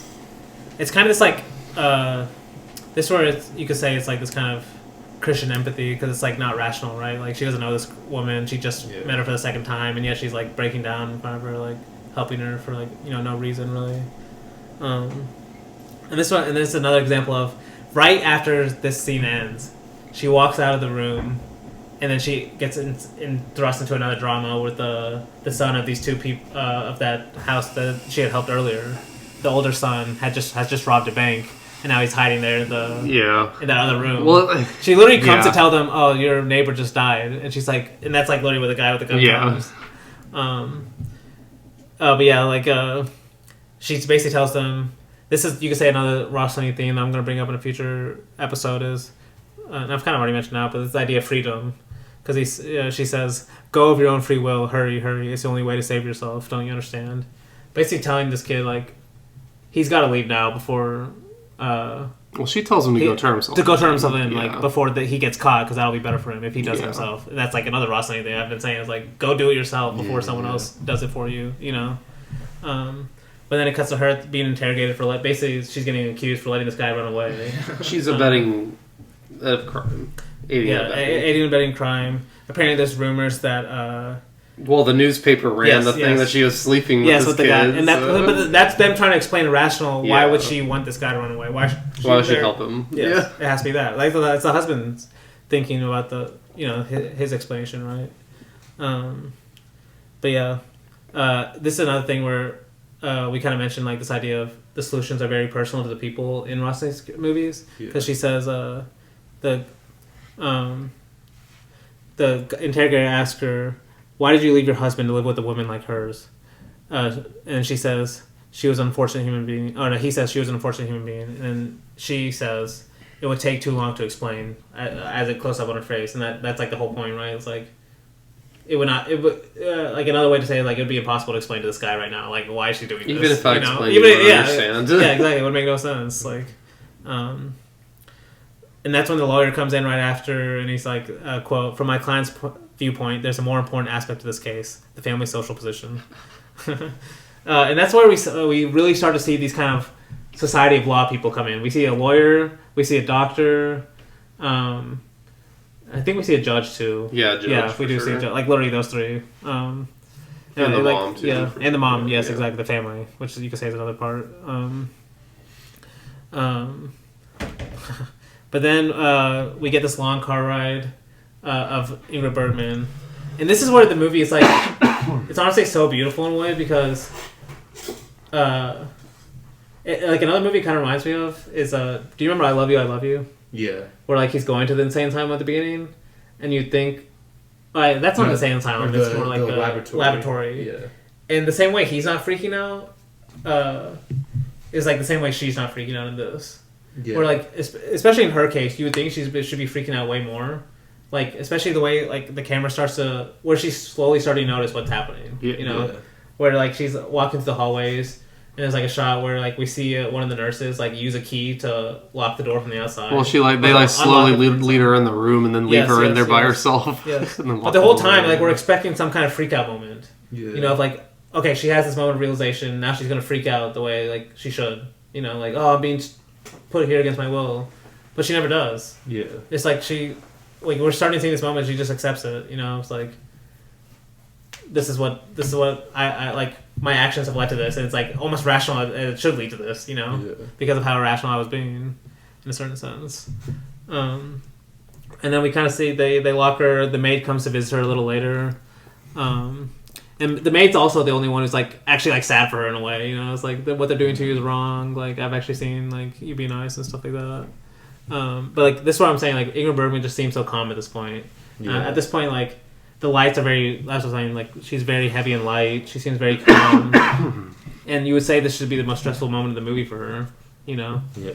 And then we get that great shot. I think I even mentioned on a previous episode. I forgot what it was of like. When she's like, she sees all the other women in the room and the camera's slowly panning across all the faces. You mentioned it in Buster Keaton's one of the ones where I think it's which one was it? 7 Chances, I'm pretty sure. Yeah. Whenever he's panning across the room of maidens. No, yeah, you're right. Damn. Then we get that scene of her like getting the ink blot test done, of like her having to guess. Yeah.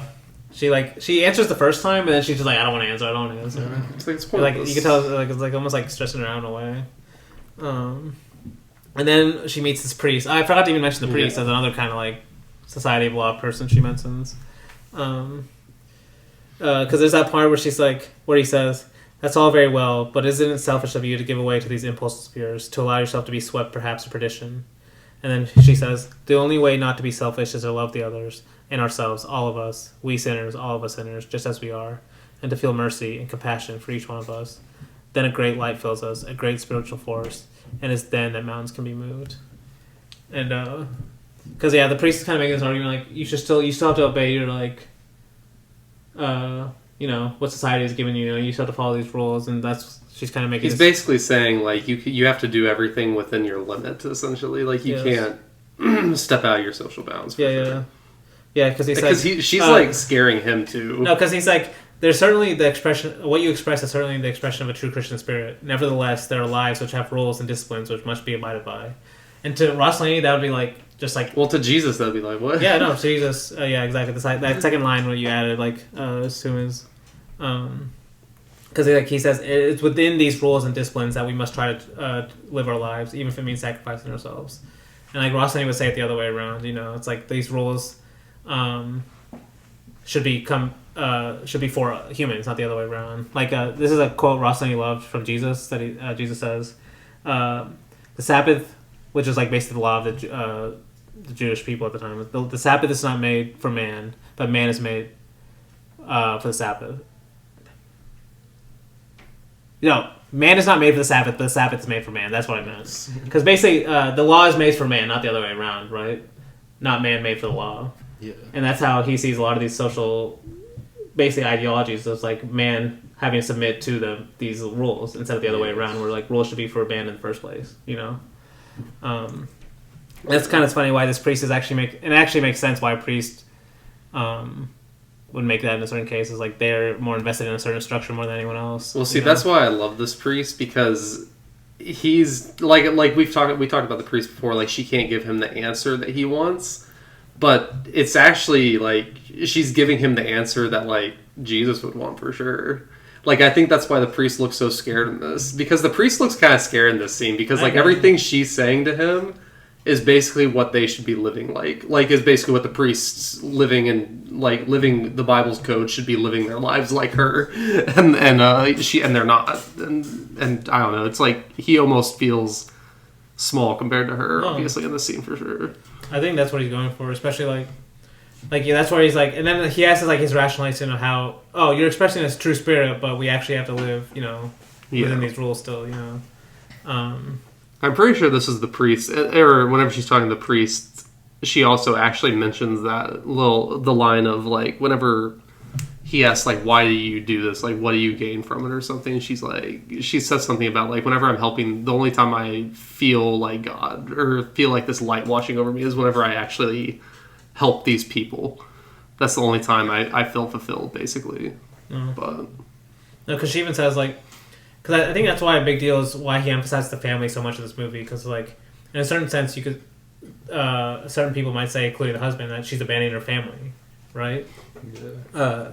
And so what she says is, it is just that the love we feel for those closest to us, for those who should be and maybe really are dearest to us, suddenly isn't enough. It seems too selfish, too narrow, so that we feel the need to share it, to make our love bigger than until it embraces everyone. And see, that kind of goes to like a more universal Christian spirit versus just like loving your family first kind of thing. Yes. You know, and really, what does that mean? To really to like almost love to love the world as much as just your family. You know, like that kind of contradiction. But yeah, to keep going to the rest of the movie, we're basically at the end, but there's just some stuff that happens in the insane asylum. It's like first we see this woman that tries to hang herself, and this is another example where like it's almost like she's becoming a saint at this point, literally. Like Blake had mentioned earlier, where like the way she just comes up to her and tells her, "You're not alone. Don't worry. I'm with you. I'll stay with you." And like the way she's shot in bright lights, it's like very, it's filmed like a very dramatic moment like that. Well, and there's this. The doctor feels like he's on her side, even though he's the mental. Yeah, even though he's the mental, like he's the head like mental asylum doctor. There's like this conversation with him, the lawyer, and the judge, basically, where the doctor is. I think it's the doctor. It might be the judge. I can't remember. It's one of them two. That's basically saying like, this woman's not like really crazy. She just is helping people. Like, can we really keep her? Like, can we really do this to her? And one of them basically just says like, we have a like, as our job in this society is to protect this society. We can't protect her trying to change this society, basically. And then the other doctor is like, and then one of the other ones is just basically like no. Do you have the quotes? Yeah, I have that quote in a second. Because first before that scene, the psychologist comes and talks to her specifically. Yeah. And there's some good quotes there I want to mention first. Because, like, first, the psychologist says, in spite of all the precautions we take, it's not always possible to know beforehand what a person obsessed with an idea will do, is it?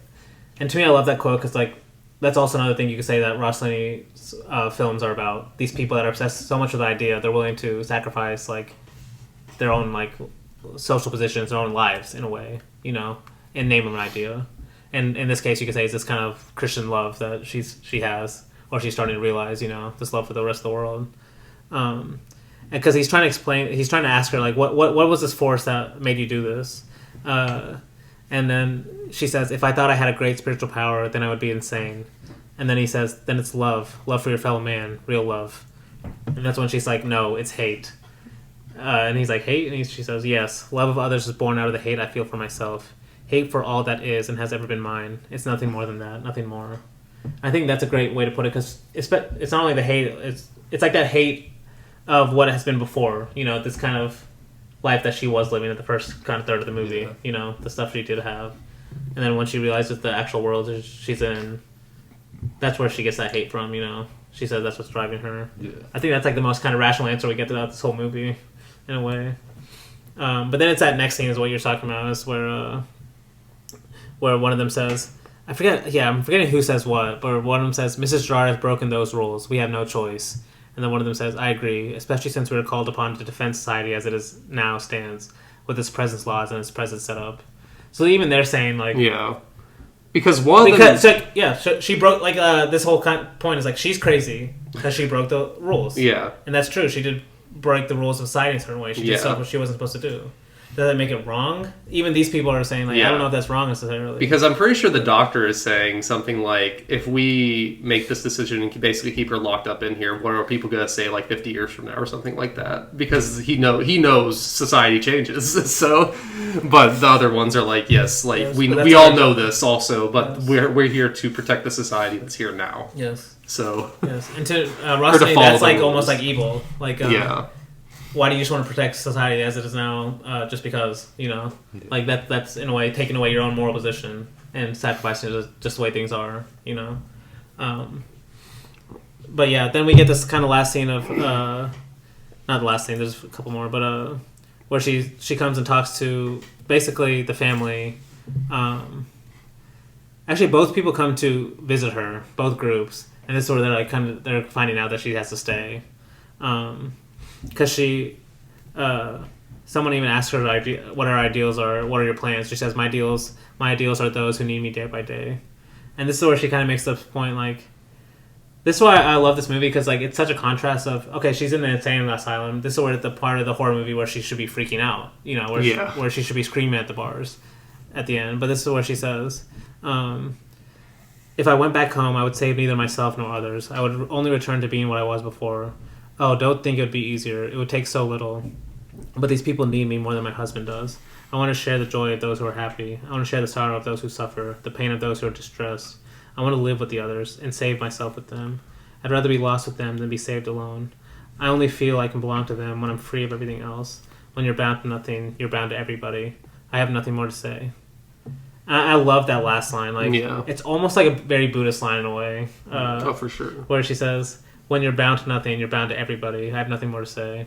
Like this idea of like compassion for all of the universe or all of humanity is in a way not being bound to anything, you know, because the second you are attached to something, it's hard, you know, you can't see, as Rossellini might say, other things around you, you know. But that kind of like that's what I'm saying. Like as the film that we're watching, we're having this kind of revelation with her, but the movie as it's going narratively wise, it's almost the exact opposite. There's not a revelation going on. All the people, she's getting put in a prison, you know, literally. But there's like a cut to her where we see like the doctor say it's unfortunate. After she's given this long speech and everything, she's like, the doctors have walked out and they're like, it's unfortunate, just as we thought, you know. Like, and then one of them says like, well, dear judge, and then right when he says, well, dear judge, it cuts to her sitting like in the Joan of Arc position, like on the edge of the bed, like with her hands folded and stuff. And that's what I'm saying. It's like you think it's gonna be negative, but she's like in all bright light. I'm pretty sure if you have the shot up. Cartoon Channel's not really working for me. Oh, okay. it's buffering. But anyway, that's how I remember it anyway. Where it's like she's shot in bright light, and then like we see her go to the window, and all the people are. This is what I was saying. I love this shot of. It's a great shot. The Society of Law is walking all behind her, which is her family basically, and then all like the community that she's built over the course of the film. Well, the family's walking away as the community she's built is going like, why are you guys leaving her here? It's like, exactly. It's so sad. Or it's like happy. Yeah, it's not like my point. Yeah, it's not like sad. From their point of view, it's sad because she's obviously getting left in there. Like the people that she wants is. That's the shot I was like. Yeah, no, it's very bright. Yeah, and then even the shot at the end with her the bars, you know, it's like also super bright. You know, well, this was when she like cries. Yeah, where she's like, but it seems like tears of joy. That's what I'm saying. Well, because I think Eric Romer said like it's like the most beautiful tears that have ever been shed on screen or something like that. He said that about the. Well, because she's crying to her, basically following that she started. Okay, let me read what this guy, this critic named Guarneri, I can't spell it. It's Guarneri. Tag Gallagher quotes him, and I thought it was really beautiful about this ending because it kind of goes what we're saying. And he compares the two films that we've talked about. Wait, have we talked about Passion of Joan? No. We've mentioned it. We've mentioned it so many times, and like other filmmakers have mentioned it. It's like we gotta talk about it. But yeah, we haven't we actually haven't talked about it. Tryer's a really interesting one. I need to go back to because partly for this reason I'm about to read now. So quote: an attempt is made to express a far-reaching moral conflict, which is incarnated in a woman's face, merely by means of a series of actions, sketched out in a few strokes with a simplification that touches on abstraction. Ultimately, it is this face that gives coherence to an otherwise notably discontinuous film, in the same way as the image of Falconetti or Anna Karina fills the gaps in Dreyer's Joan of Arc and Godard's Vivre sa vie. One had to look for significance in the images rather than in the ideas. The film is an ascent from the darkness of the beginning towards the dazzling light of the end, when Irene regains her inner freedom. It is quite astonishing how a film like this, passionate to the point of indecency, manages to advance steadfastly towards the extreme bareness of the conclusion, which is bathed in unearthly Nordic light and has an austerity worthy of Dreyer and the spiritual quality of Dreyer's Ordet. But I love that line of, the film is an ascent from the darkness of the beginning towards the dazzling light of the end. Like, and it literally that's what I've been describing so many times, like, the lighting is definitely changing with that kind of notion, you know. Even as the narrative itself is, like, literally going the opposite, you know, she becomes crazy. Actually, the narrative, you could say, is actually rational in terms of like how the film logic is. Like, she's a crazy woman. She's a bourgeois woman that gave up a good life. You know, why would she do that? Like, but yeah, that's basically all I had on Euro 51. Great movie. Great movie. Is this top tier Rossellini for you? I mean, I gave it 5, so S tier. Damn. The next one is the one I'm still debating, but maybe as we talk, as we come back from the break, for Voyage in Italy, maybe I'll have my answer by then. Okay.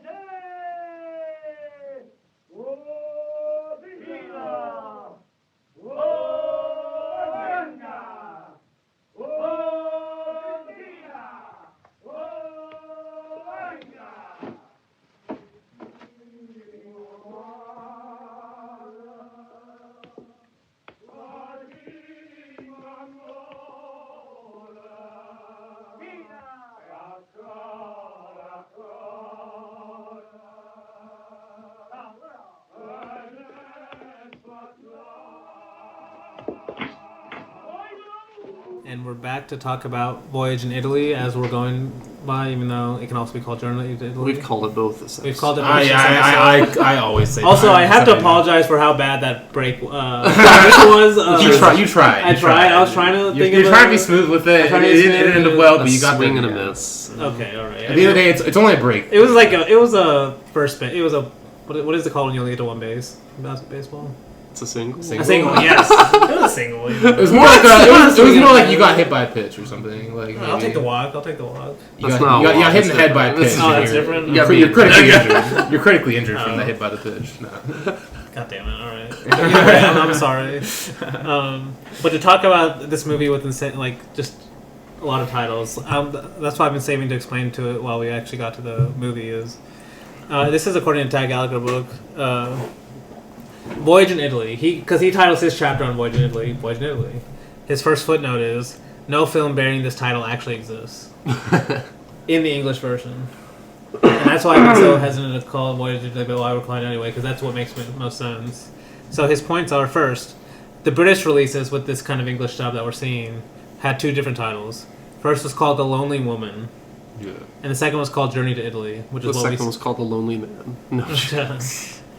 I mean, they probably could have, honestly. I know, that's why I made the joke. But Journey to Italy is the second one, which is what we see. Like, if you watch the Criterion version, you see the Journey to Italy. If you look up Voyage in Italy on the Criterion, it doesn't even show. Yeah, that's true. Yeah, they have Journey to Italy on there. Which also is just because the Criterion channel search function is terrible. Oh, It can't so bad. pick up 100%. anything different from the one title they have stayed on there. Which one's worse, Letterboxd or Criterion? Criterions. Oh my god. Well, Letterboxd just changed theirs to where you have to have It's a little- exactly, right? No, they changed No, it. it's not. Even though it's still kind of bad. Sometimes. They're both kind of bad. Yeah, it's by popularity now of the movie, which is even worse. I'm pretty sure. Well, it's always in there. Has it always been like that? Yeah. No. Either way, the U.S. because those were the 2 names for the British release, Journey to Italy. The U.S. release, which is what you think Criterion would go by, which is it makes sense they didn't, because the U.S. release was initially called Strangers. Okay. Which you can say makes sense too. You're right, like they're Yeah, no. I mean, as a title, I don't really like it. the it French doesn't really release. stand out. The French release had the worst title, which was "Les Morts est le plus fort," which means, "quote Love is the strongest." Love is the strongest. And this is why Strangers is bad too. I'm not gonna lie. Strangers, I don't it like makes sense. Strangers it. Makes makes sense sense in in the the movie, but like as a title, it's just such a nothing title to me. It has a more horror connotation. It does. But Well, you like Passengers, though. Huh? I don't know. I'm just thinking What's about the one word. Passengers? Isn't there a Passengers movie? there is. That's Do I like that? That's, Do you? you're I don't talking know. about Passenger. The Passenger. Oh, The Passenger. Never mind. That's different. Yeah, it's different. That's too weird. The I thought it was doesn't called Passengers. Passengers is like the Jennifer Lawrence one. No, Oh, that's what I was like. that Wait, was I don't think I've terrible. seen that movie. Right? Like, I can see Luke kind of liking that probably. Challengers. I know nothing Not about good. it. But anyway, Sounds so different. that was a French title. The reason why, if you go on Letterboxd, the English title will say Journey to Italy, but if you look in the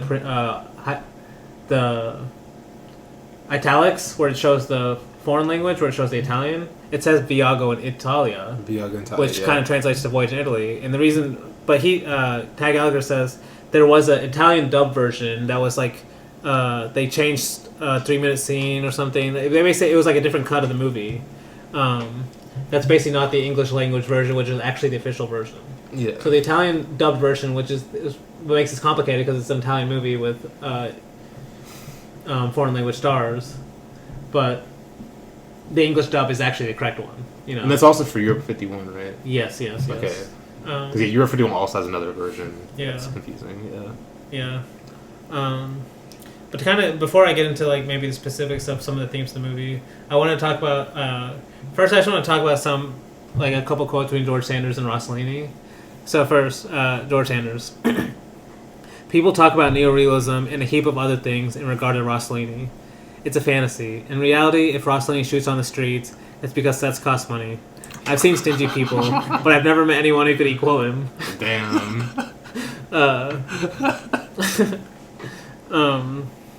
No, that's just so funny because basically Sanders did not like this movie and stuff, apparently, I think this was like during the shooting of it because Sanders always like thinking like this was going to be a really bad movie and stuff. And Rossellini told him, "Quote, my friend, it isn't the first bad movie you've been in, nor will it be the last. So cheer up." Yeah, that's a great quote. Yeah. But that's not what you want your director to tell you while you're shooting your movie. That's so. And this is like apparently a thing because this was a George Sanders story that he said that on the set of this movie.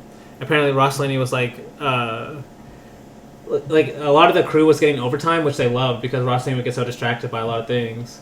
And one thing that constantly would distract him was apparently he loved to like swim in the ocean with like his swimsuit, with his skin suit. And so, like this, let me just read what he says. So George Sanders says, one of the men would come running up to the great maestro and looking back over his shoulder, breathless excitement, point out to the sea, "There, out there!" And he would cry, "A huge fish as big as this." And with arms outstretched and awestruck face, he would stare at the spot on the water he had indicated earlier. The effect on Rossellini of this little charade could not have been more electrifying than if he had received a full-scale jolt of insulin.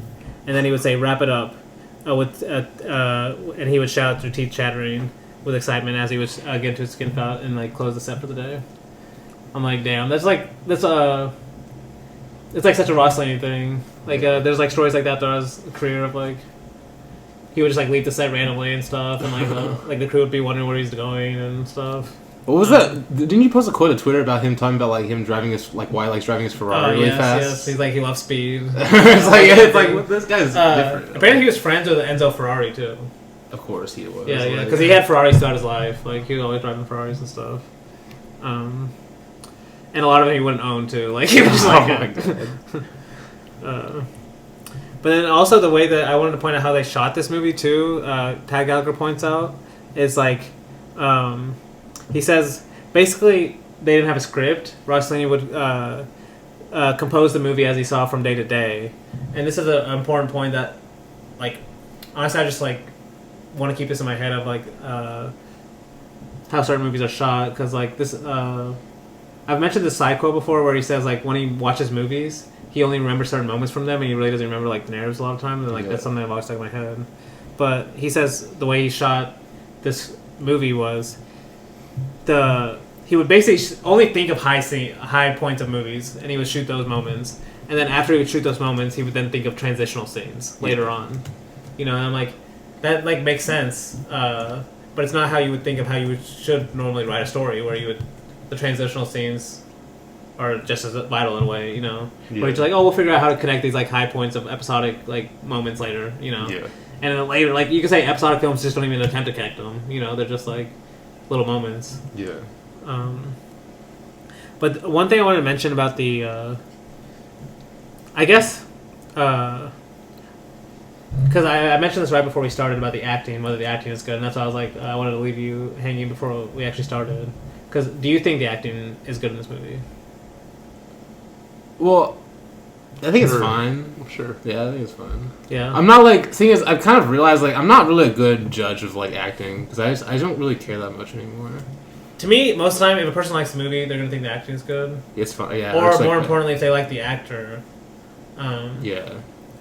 Like They shouldn't do that. the only time I really like I'm like thinking about acting a lot of the time is if it's like a movie star kind of old Hollywood thing, or it's like a actor doing like very over dramatic and I hate it. I feel like those are the times I really ever like care about acting in a way, or at least like am focused on. I will say for certain movies it does matter more than others. Yeah. But let me read what Tad Gallagher says about this movie. Where he says, quote, and he's kind of continuing on, also talking about Germany Year Zero, but he says, quote, "There's still no acting. The person inside the actor is still revealing himself by accident and inadvertence. He succeeds in becoming a character in a fictional story only by dint of Rossellini's putting him in successive situations.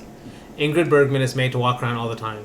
George Sanders finds himself hauled off in the middle of the night to mouth incomprehensible lines of dialogue, disconnected in a situation he doesn't understand, in a scene he doesn't understand, in a story he doesn't understand, about characters he doesn't understand.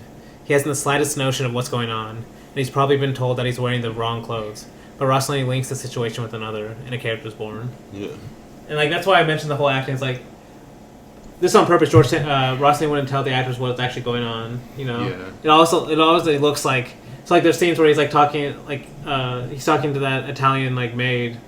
Okay, yeah. About like trying to get the water and stuff, and it just like looks so awkward because like Rossellini might have even told him like he's saying something else. Like they probably not are having actually a different conversation. You know. Yeah. Like stuff like that, where it like literally feels like they don't like the actor doesn't actually know what's going on, but it actually fits the movie because like that's the whole point of the movie. They're in this like world that they don't know what's going on. That makes sense. Whenever he's sitting there playing the piano at that party, it just looks like he doesn't know what's going on. Yeah, it's so there's funny so many because his face is hilarious in that scene. Every time he encounters one of these women, he's like talks to like it's like he just seems so uncomfortable and like you know at least in my the way I see it because like and I love that point because like I also mentioned that previous thing about how Rossellini approached the script of like filming high points, you know, and then only figure out later how to connect them. Yeah. That's almost like how he's like filming like the way the actors move in these scenes. Like he just films them walking around, he films them uncomfortable situations. Yeah. And he just like connects them, you know? Like he says, the character's born just by linking these kind of uncomfortable moments of his actor. Yeah, especially him mirroring the two, like going back and forth. Yeah. Yes, exactly. So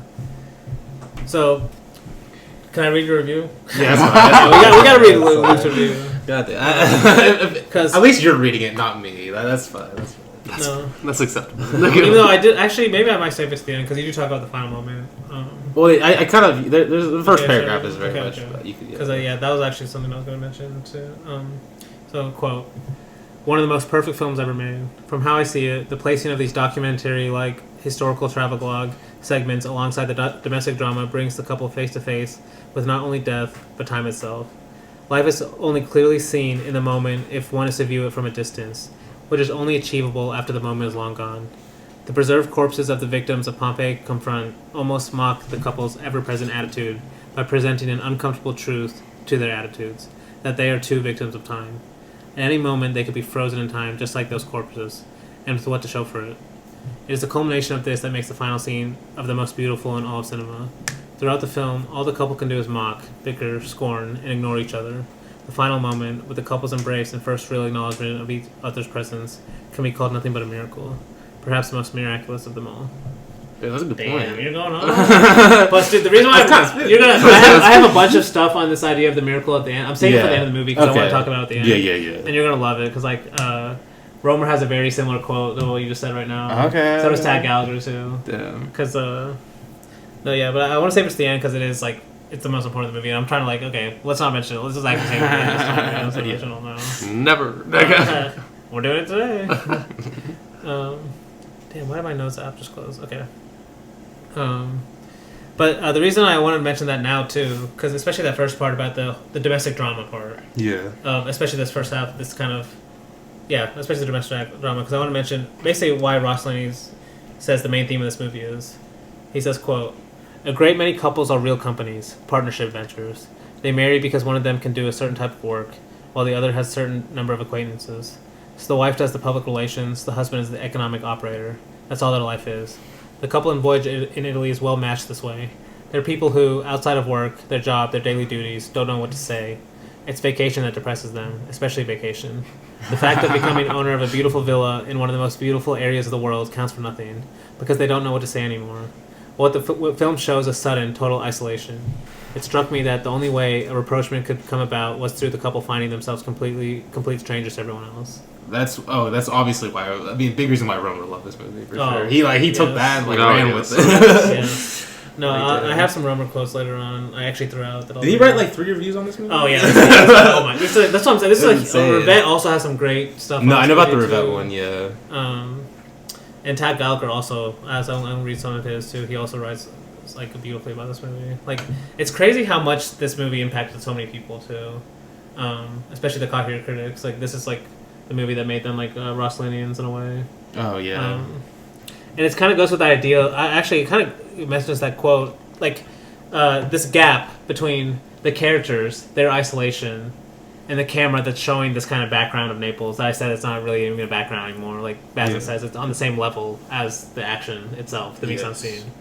But it's the characters that don't realize it, So it's almost like through this watching, and Romer kind of makes this point about Rossellini. Is he says something like, once we get over initial pain of watching this kind of detachment, it makes our reward all the greater later on. Yeah. And this idea of this gap between the characters are not realizing something that we should realize as we're watching, in a way. That's how I see it.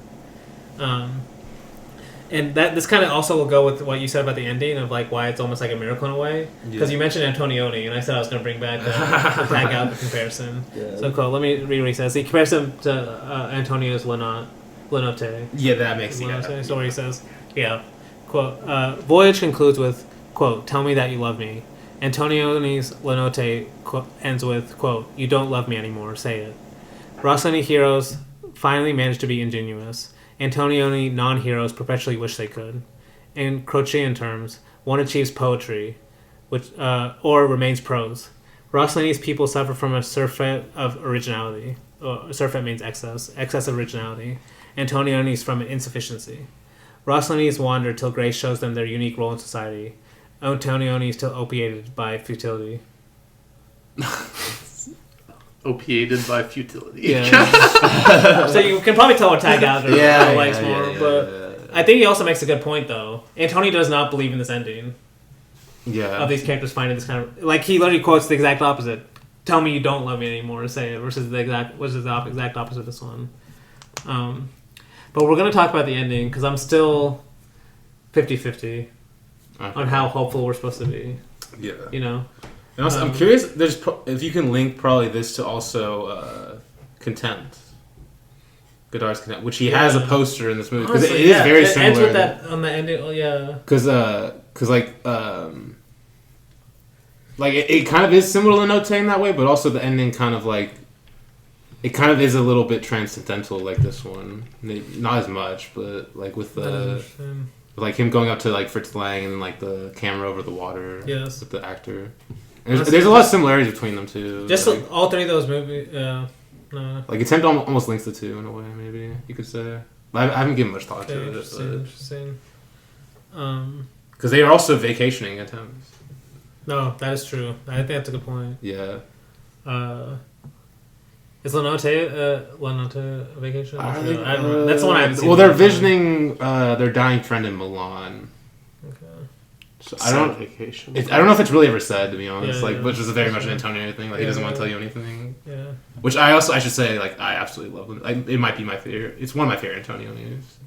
I don't have a response to Tad Gallagher, but I don't know. It's just different. I don't know. No. It's definitely their kind of, especially Rossellini at this time, where I said he still has this very faith aspect to what he believes in. He actually, you could, and this is also something about Antonioni. I mean, Rossellini didn't like about Antonioni in a lot of more modernist films. This idea of not providing any kind of answer for people. Even any kind of hope. Just presenting this kind of terrible situation, being all right, that's a, there's no hope. That's how Rossellini would see it anyway. I don't know if Antonioni would describe it that exact same way. He might argue that you're supposed to have this realization too, the same way Rossellini's saying, but I don't know. Antonio's something I need to come back to for sure, because their cameras also. He also has a very floating camera. The way he kind of moves about, independent of the characters or anything. And wait, a lot of people call this movie one of the first modern movies too. Yes. Yes. What I think it's because of that. I was going to mention a little later, but this idea of let me just read what because I've talked about the time image, obviously, Deleuze's time image here, but let me read this is one quote Romer writes when he's writing about the film, and why you can say it's a modern film in a way. So, quote, "In this film, which everything seems non-essential, everything, even our craziest mental digressions, is part of what's essential. You can take this claim for whatever it's worth. It's a face of work on this level. One doesn't plead extenuating circumstances." But especially that first line where he says, "In this film where everything seems non-essential, even our craziest mental digressions, is part of what's essential." Yeah. And that's the whole point. It's like, and it kind of goes to what Aslan said about the action and the mise-en-scene being on the same level.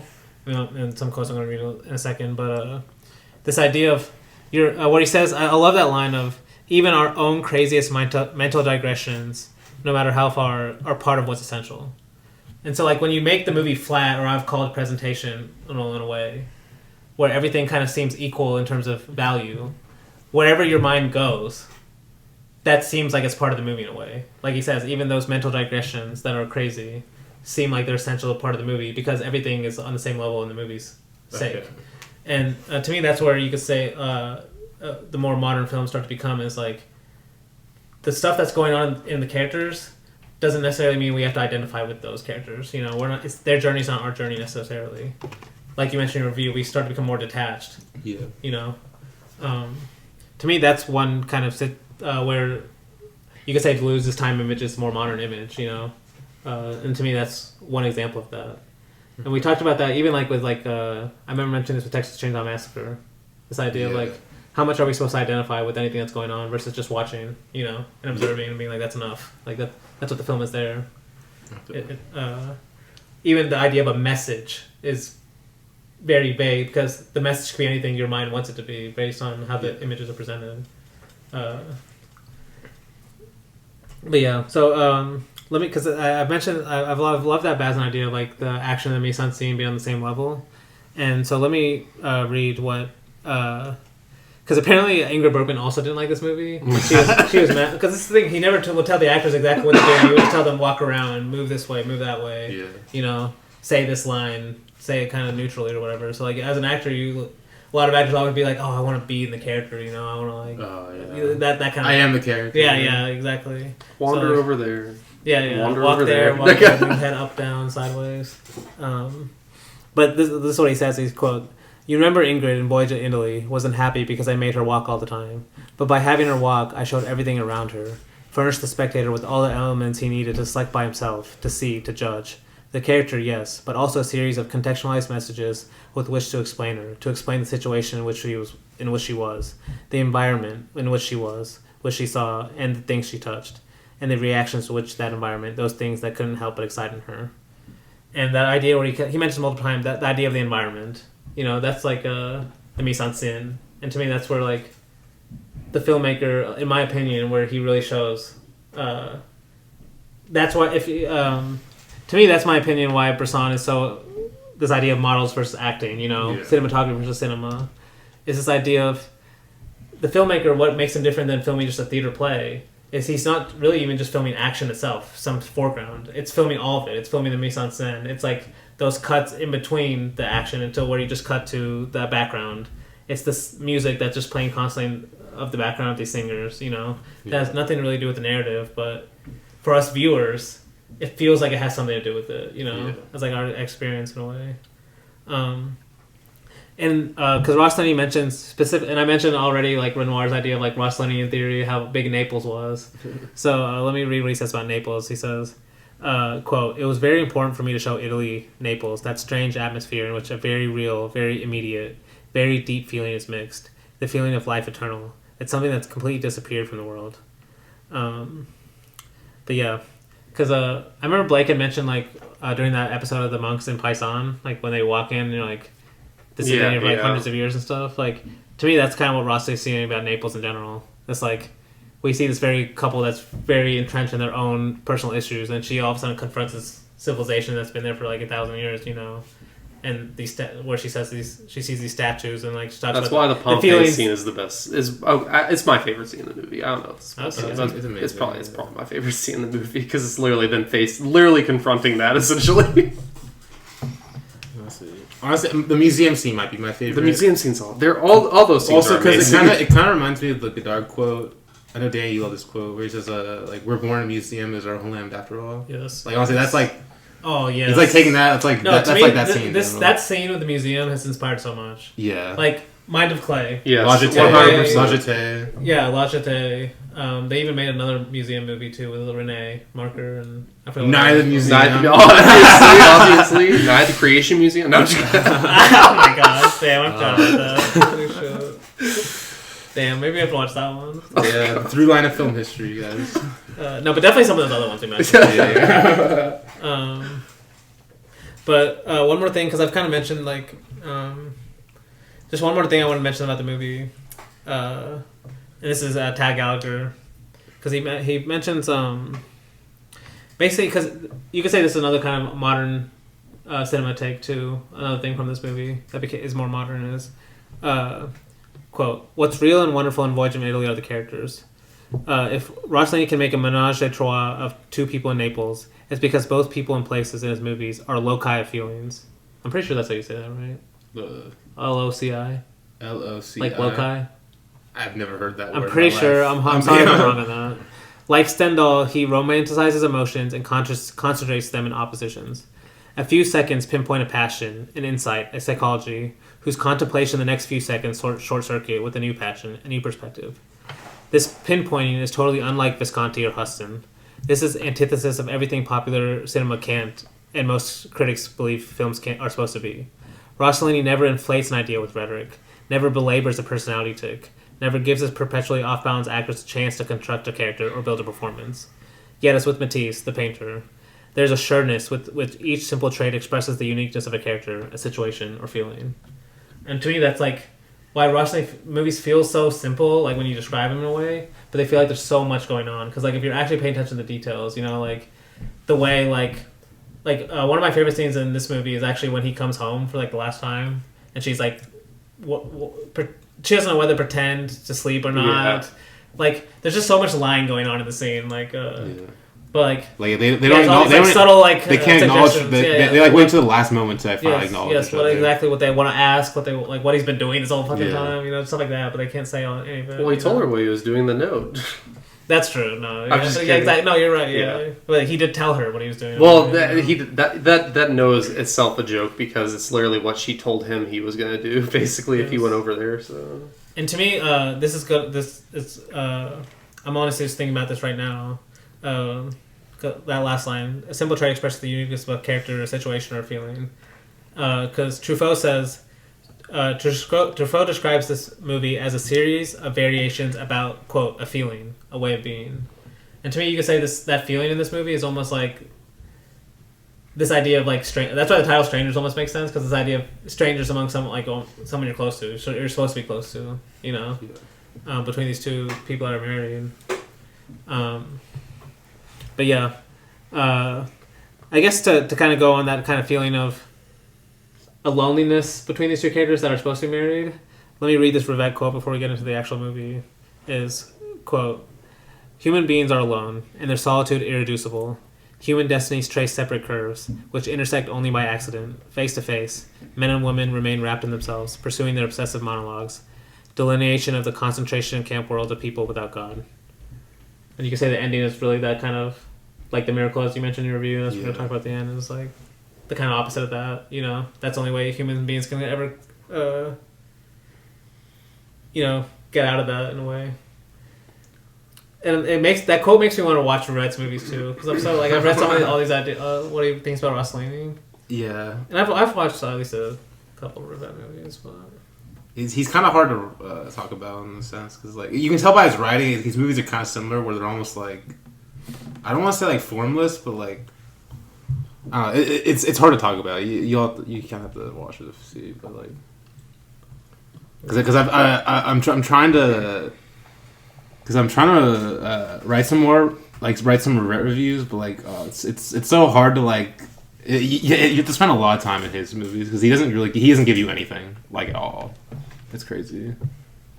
Interesting. But, I mean, you could say that's kind of similar about this. I mean, it kind of just gives a start into the movie.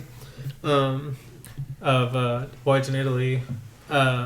I wanted to mention this philosopher / critic Alan Bergala that Tag Gallagher mentioned in this book about the beginning of this movie. First, let me just read the quote first because it'll make more sense. Where he says, "Quote: Rossellini is dreaming of an ever-alive film that every second would give the impression that the script is not impairing the character's liberty, to think they can go on as fancy pleases, right or left. Thus he begins by absenting himself as much as possible, freeing himself from the burden of executing his own program, and becoming the curious observer of his own film being made." And I love that idea because, like I mentioned at the very beginning of this episode, this idea like Rossellini he wants to follow his characters. You know, he in a way wants it to feel like the characters are creating the film themselves, like as by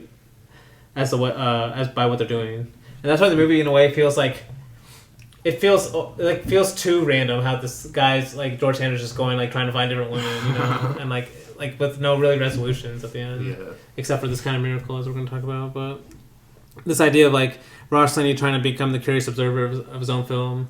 That's how he explains this beginning of the movie, where it's like, what's going on? They're just like in a car, like he just says they basically stop, they change positions because he's like talking about how bored he is. He has to drive, or else he's like, god.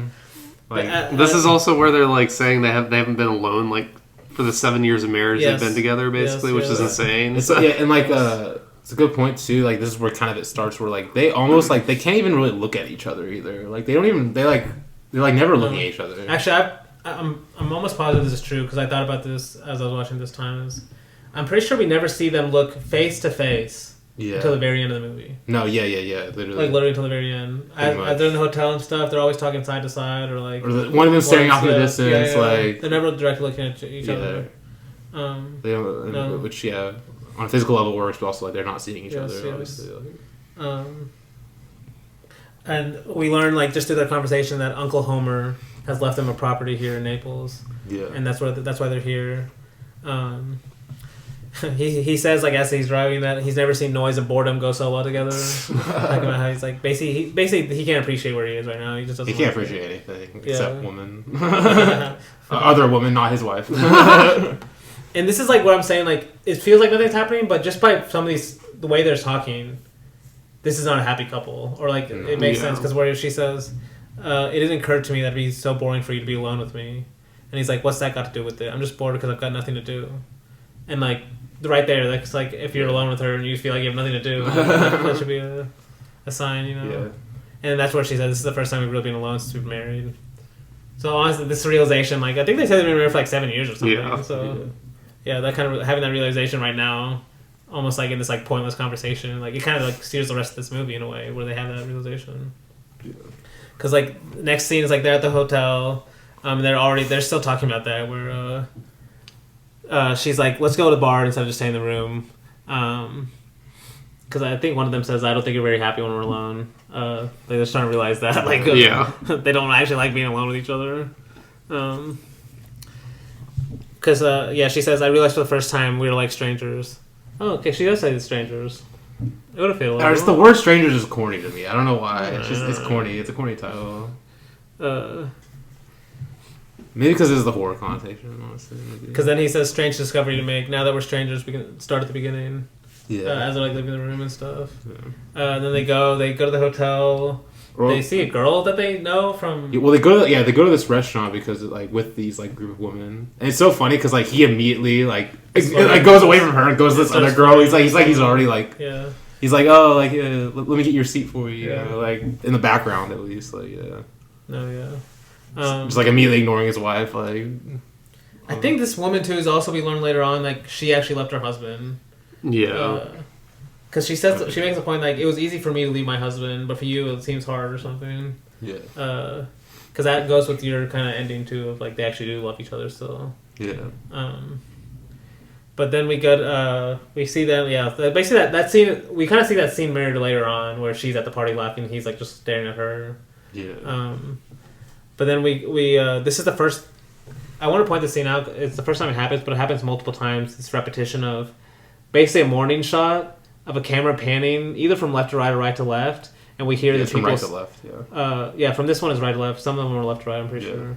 Where first we hear that like one man chanting, and then we hear like a group of men start chanting, and they start singing in the background too.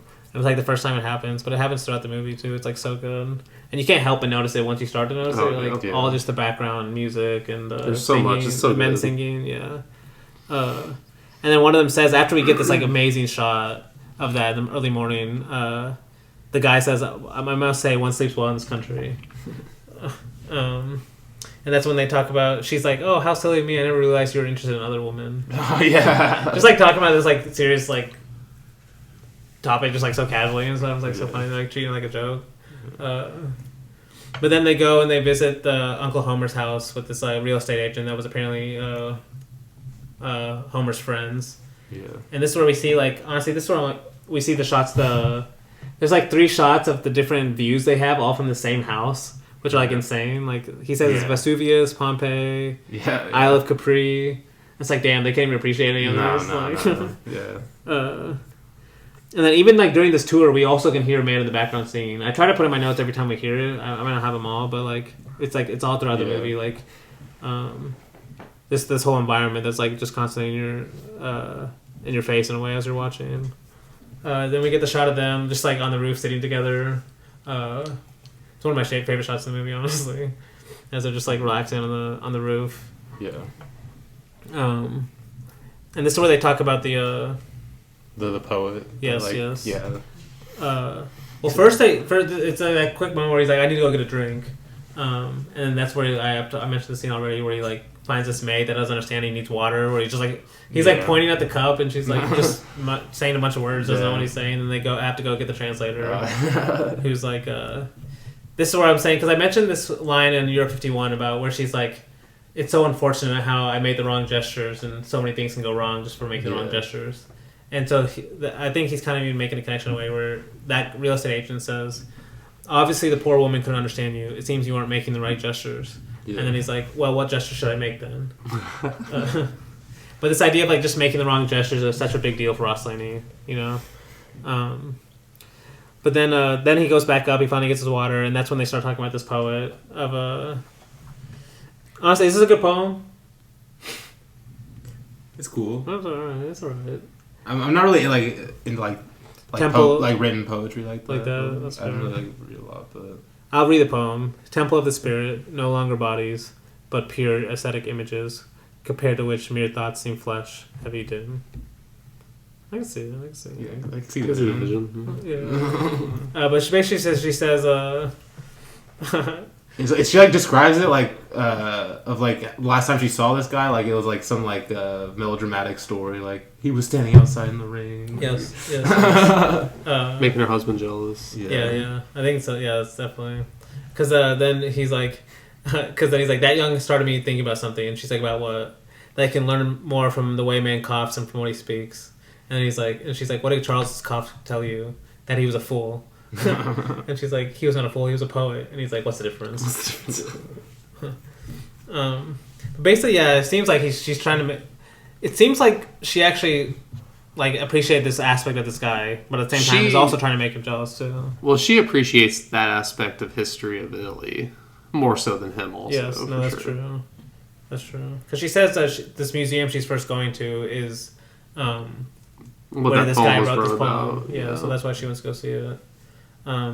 But then we get the shot of her driving. Like this is also a shot he repeats multiple times of her just in the car, mad, just driving, so talking to herself. Oh yeah. And this is the first time. These are the ones where I was like, it's her driving mad, but she's also like looking off to the sides down streets that I don't know anything about. But if you were like Italian at the time, you would probably know what the streets she was looking down, also, the living conditions of the people at the time, or something like that. Also, those sunglasses. Oh, they're fire. Man. Yes. She looks so good in this movie. Yeah, she does. But yeah. But then she goes to the museum, and this is what I'm saying. This like amazing scene. It's kind of like he almost like jumps out of the nail, like zooms out of the nail. Yes, like, where we get these close-ups of these statues. Oh, dude. Like, yeah, and this guy. And the lighting of the statues are so good too. I just love this guide that appears out of nowhere. This old man, just at the very beginning, just like, "Yeah, you need a guide." Well, that's also that happens 3 or 4 times. These guides that are just like speaking this dubbed English. So it's like the guide's the main character. Yeah. Like, well, the guide is just like there too. He's just like, "Hey, you need someone to take you through here? I'm your guide." Yeah. But he's describing like the discus thrower and like all the other faces, dude, like the dancers and stuff. The one shot of this shot right here when he's zooming in on this, it's like it's almost like it's like borderline like creepy in a way. Yes. It's like No, there's like you She's just gotta really- watch yeah. it all the way. He shows these different lighting on some of these faces and stuff. But But, my like, yeah, favorite it's- one is it's the like, last yeah, one, it's or like- one of the last ones I think is it's actually not the last one, but it's one of the last ones where we see this huge Hercules statue, and we see it first from close up, from like his face, and just through one motion, the camera zooms out while going behind the statue at the same time to like a close up from his face to a wide shot with her just staring at it from below. And it's like he says it's like a 10-foot statue. Yeah. No, that's my favorite one. There's like a few months. They say there's one statue that was like restored by Michelangelo there too. Yeah. I wonder if this museum still exists. I don't know. That's a good question. It'd be fire to go to. That's a good question. Probably does. Yeah, didn't they say the museum was also part of like a barracks or something that one of the emperors decided to remake? I should remember that. But this is where she comes home and she's like, you can tell she's been affected by her experience at the museum, where she's like, to think that those men lived thousands of years ago and you feel they're just like the men of today. It's amazing. It's as if Nero or Caracalla or Caesar or Tiberius would suddenly tell you what they felt and you could understand exactly what they were like. Yeah. And then he's like, then they're not aesthetic disguise figures? And she says, no, not at all. Poor Charles. He had a way all of his own of seeing things. What struck me was the complete lack of modesty with everything is expressed. And it's like, damn, that's kind of interesting because like she has a different experience than what this kind of poet. That the reason she went there, she has a different experience than he. At least that's what she says anyway. I thought that was interesting. And then this is another thing where she kind of. It seems like she's trying to make him jealous because, like, they all of a sudden this is sort of like to bring up the Bassin quote again about the mise en scène having just as much impact. Like, as they're talking, they hear an argument outside of this couple fighting, and then they go outside and someone yells that it just someone's jealous before they're a couple arguing about someone's jealous before they get married, and he's like, and because he goes, who gets jealous before marriage? And then she says, well, the time before marriage is a very delicate one. And she just walks off. And then his face is just like, he's like thinking about it, and he like looks at her as he walks to the table, and that's how the scene just ends, like right there. And then it cuts to like, they go to the dinner party with like the friends of Uncle Homer and stuff. And they have these, this is basically what I was saying, it's kind of mirrored of Bergman like having a good time at the party, and she's like laughing, and he's like just watching her. Yeah. There's some interesting conversation too. This feels like a Rossellini like theme where this guy says "dolce far niente," and she asks what that means, and he's like, "It's impossible to say it in English. Perhaps I could translate it. How sweet it is to do nothing." Yeah. And I was like, "Damn, that seems like something Rossellini would have loved." But they basically there's some other conversations too, but I don't have them all written down. They go back to the hotel again. Or is it? I guess it's not staying in a hotel necessarily. I think it's like that house. Yeah, it's not, I don't know if it really matters that much. Yeah, no. But either way, they go back to where they're staying. And then sort of like he's talking about how he's like missing work and stuff. She's like complaining about. She's just like literally that quote that Rossellini I mentioned earlier about the partners, couples becoming business ventures, where she mentions, "I'm reduced from a wife to public relations." And he says something like how this country poisons people with laziness and he needs to get back to work. And she's like, "Oh, work? What next? You're gonna start talking about duty now?" Basically, they kind of revealing like their disagreements, like why they're so different. But then we get another close up of her driving along again, angry, where she's like, "He thinks I'll give in. I'll run after him, but he'll see it's different." And then she goes to, this is not a museum, she goes to a fortress. This is my favorite guy of all the guys, because he has this great, as I was watching, I was like, damn, this guy's voice is so funny. When the echo and stuff. The way he's talking, he's like, hey man, like, listen to that. Like, this guy has some like crazy stories. But see, that's the thing is, like, it's some dubbed actor too doing the voice. So I'm like, who's this actor doing the voice? It's a good combo of these two guys. Dynamic duo. Yeah, I'm guessing it's not the same guy. So, but this is where he's like, it's so fun. Where he's like, describing like the echo and stuff, and he's like, "This is how they would have tied women like you." Yeah. And he like stretches it around. This is how they would tie beautiful women like you. And then he's like, "I'm not going to the Temple of Apollo. It's too windy up there." And I love it because the way he's like too windy, and he's like too windy.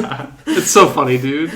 She's like, "Aren't you coming?" He's like, "No." And then she gets up there because she's like, "Oh, silly old fool! All men are like." Yeah. But it is a great shot of once she gets up there of her just like walk. There's a lot of shots of her walking. As Ross says, he's not lying about that. Yeah. Some of the best shots of the movie. But then it cuts to her coming home at night. Honestly, there's some great shots here of her just at night sitting on the roof too, relaxing. And we hear the more Italian music and the singers in the background just singing as she's sitting there. Yeah. And this is where it cuts to him at the party with the piano. I think this is what Blake makes where he's like just looks so out of place.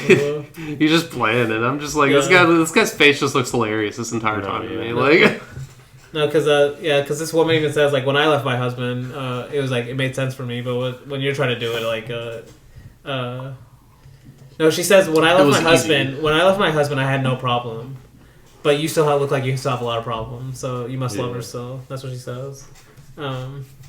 But then right after they're like, we always go to sleep before 10:30 as a rule. So like the party's like just like right when you get there, he's like right when you get after the cameras cut there, the party's over, and he meets this woman named Marie who agrees to basically. Is this your first time watching it, right? Yeah. Did you think they were just going on a date, right? Like when he is this the girl with the cane? The cane, yes. Yeah. And then he's walking her home and stuff. It's like, oh, he's gonna get with this girl. Like, yes, 100%. Right? Yeah, you think he sees it like thinking, that? Yeah. Exactly. So it was like disappointment later on. It's so funny. No, but then we cut to her driving and looking again. And this is where Blake meant, because I've actually watched this scene specifically where she's driving in the car during daylight and she's actually looking and it cuts multiple times. It's actually really interesting what she sees because the first 3 times she sees couples. Every time it cuts to away, she sees just couples walking. Then the next 3 times it shows a woman with babies.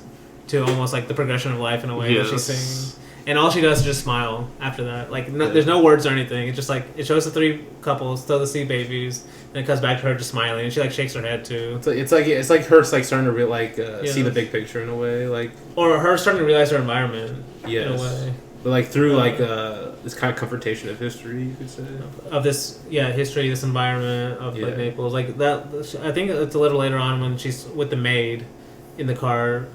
And the maid is like, in Naples everyone has kids. Like you'll see women with babies all the time here and stuff. They start counting all the ones they see. Yes, exactly. But then she goes to this. She goes to visit these craters. I like this one too. Oh, she has that like rolling fixed camera where the guys, this guy is like having so much fun doing the smoke trick. It's so fun. The bubbles from like the lava. Bubbles. And how much time he spends just like with the sounds of the bubbles and just like.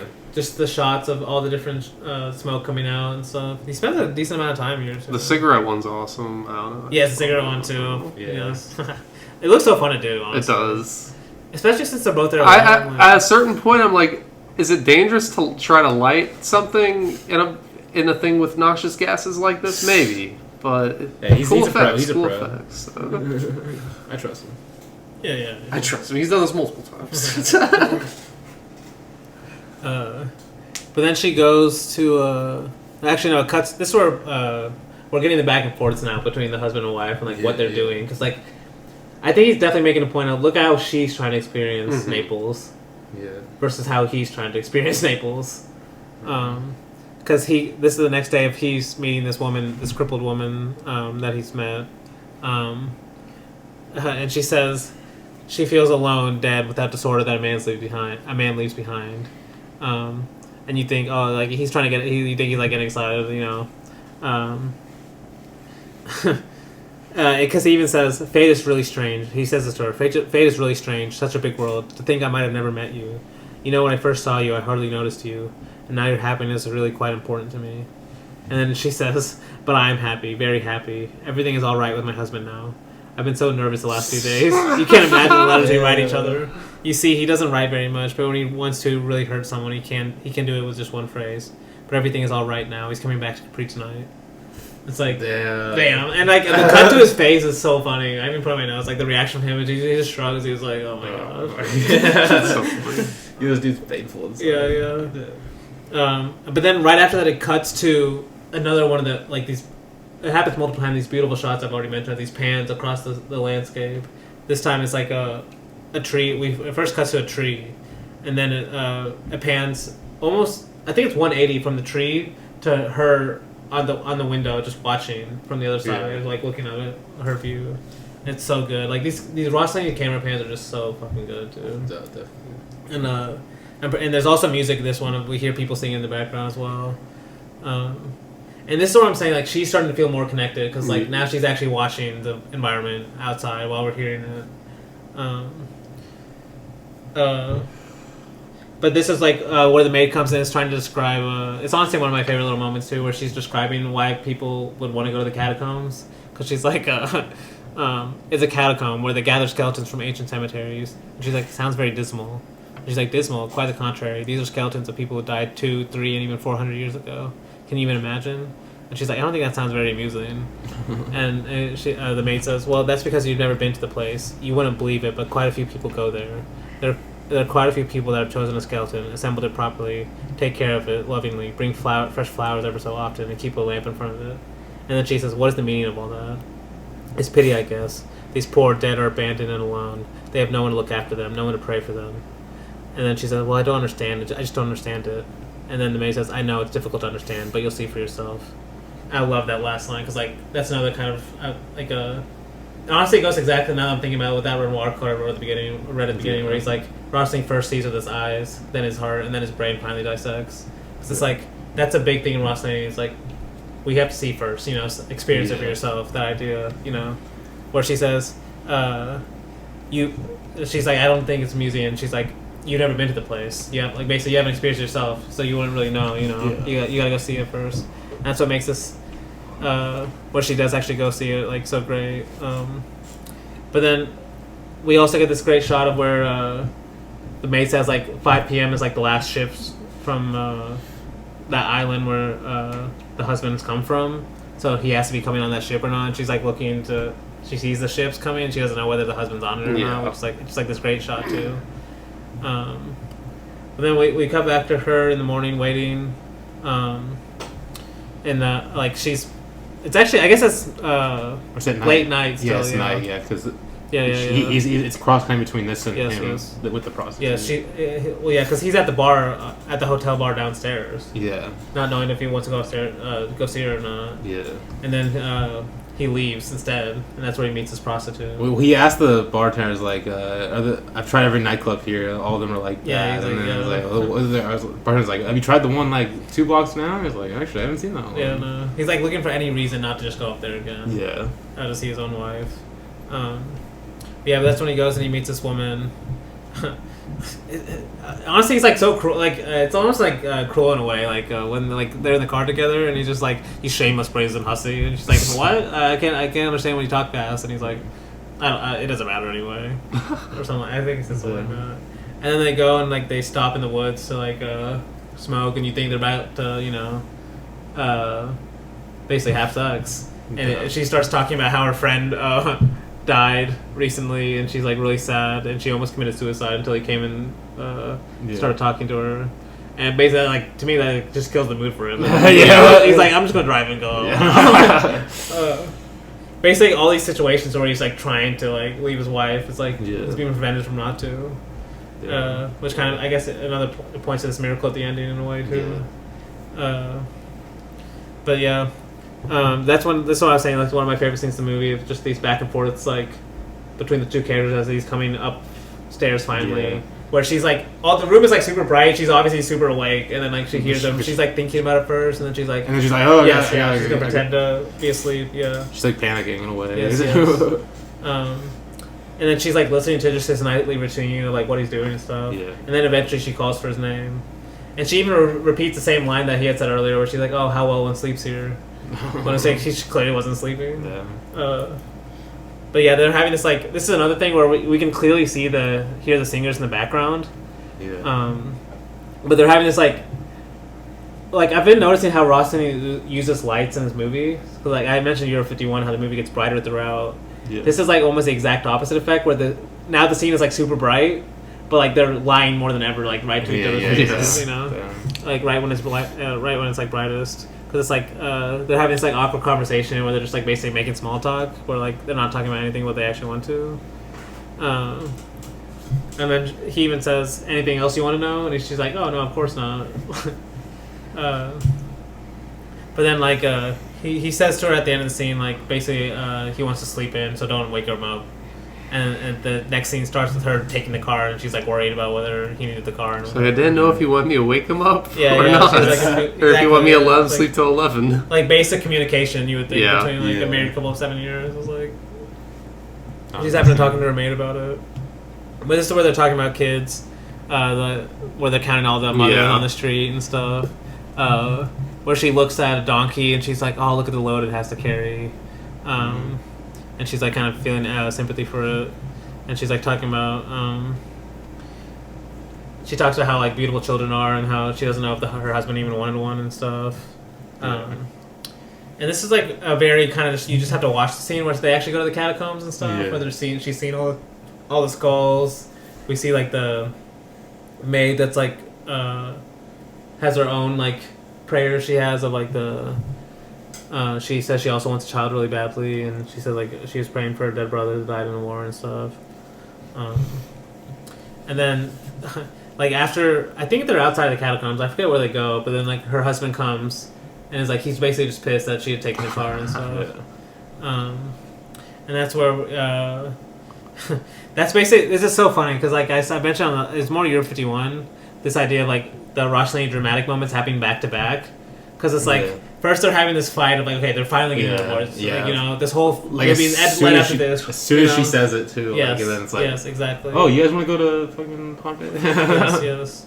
And I love this line that he says to her, where he's like, "I'm getting thoroughly sick of these love pilgrimages," describing what she's been doing. Because like that's what I was saying. Like, both these husbands can't accept like this love they're feeling is like. For the actual world, he's like still blaming that cousin. He still Charles thinks guy. it's Yes. the other guy. Yes, yeah. exactly. The guy that's dead. You know? Yeah. And he even says to her, "Everything you do now seems so utterly senseless." Yeah. You know, this idea that she's acting out of this poetic impulses of her life now. And that's where they, like I said, they agreed to get a divorce. And then immediately after, this guy comes like, "Oh, like you have to come see this immediately." Like, this is like such a neat Guys, you have to discovery. see this. Yes. They don't do this for just anyone. No, but what he says is too is also amazing. He's like, "Please, you must come. Imagine that you see the face of a man just as he was then, the moment he was surprised by death. It's an extraordinary experience. Very few ever get a chance to see it." Yep. What character from what movie could have said that? Wait, say it again. That we reviewed. What character Roma. Wait, say the quote again. Say the quote again. Imagine that you see the face of a man just as he was then, the moment he was surprised by death. It's an extraordinary experience. Very few ever get to see P.B. it. Tom. Yeah. Okay, yeah. In a different context. Yeah. But he would argue it's probably the same kind of impulse that he wants to see. And Blake mentioned this Pompeii scene we're coming up to as the favorite scene in the movie. That's one. Yeah, it probably is, honestly. I like that and so much. this might make it a little better because I think this is the script writer, but might be the producer. His name is Seraphin. He mentions about this scene.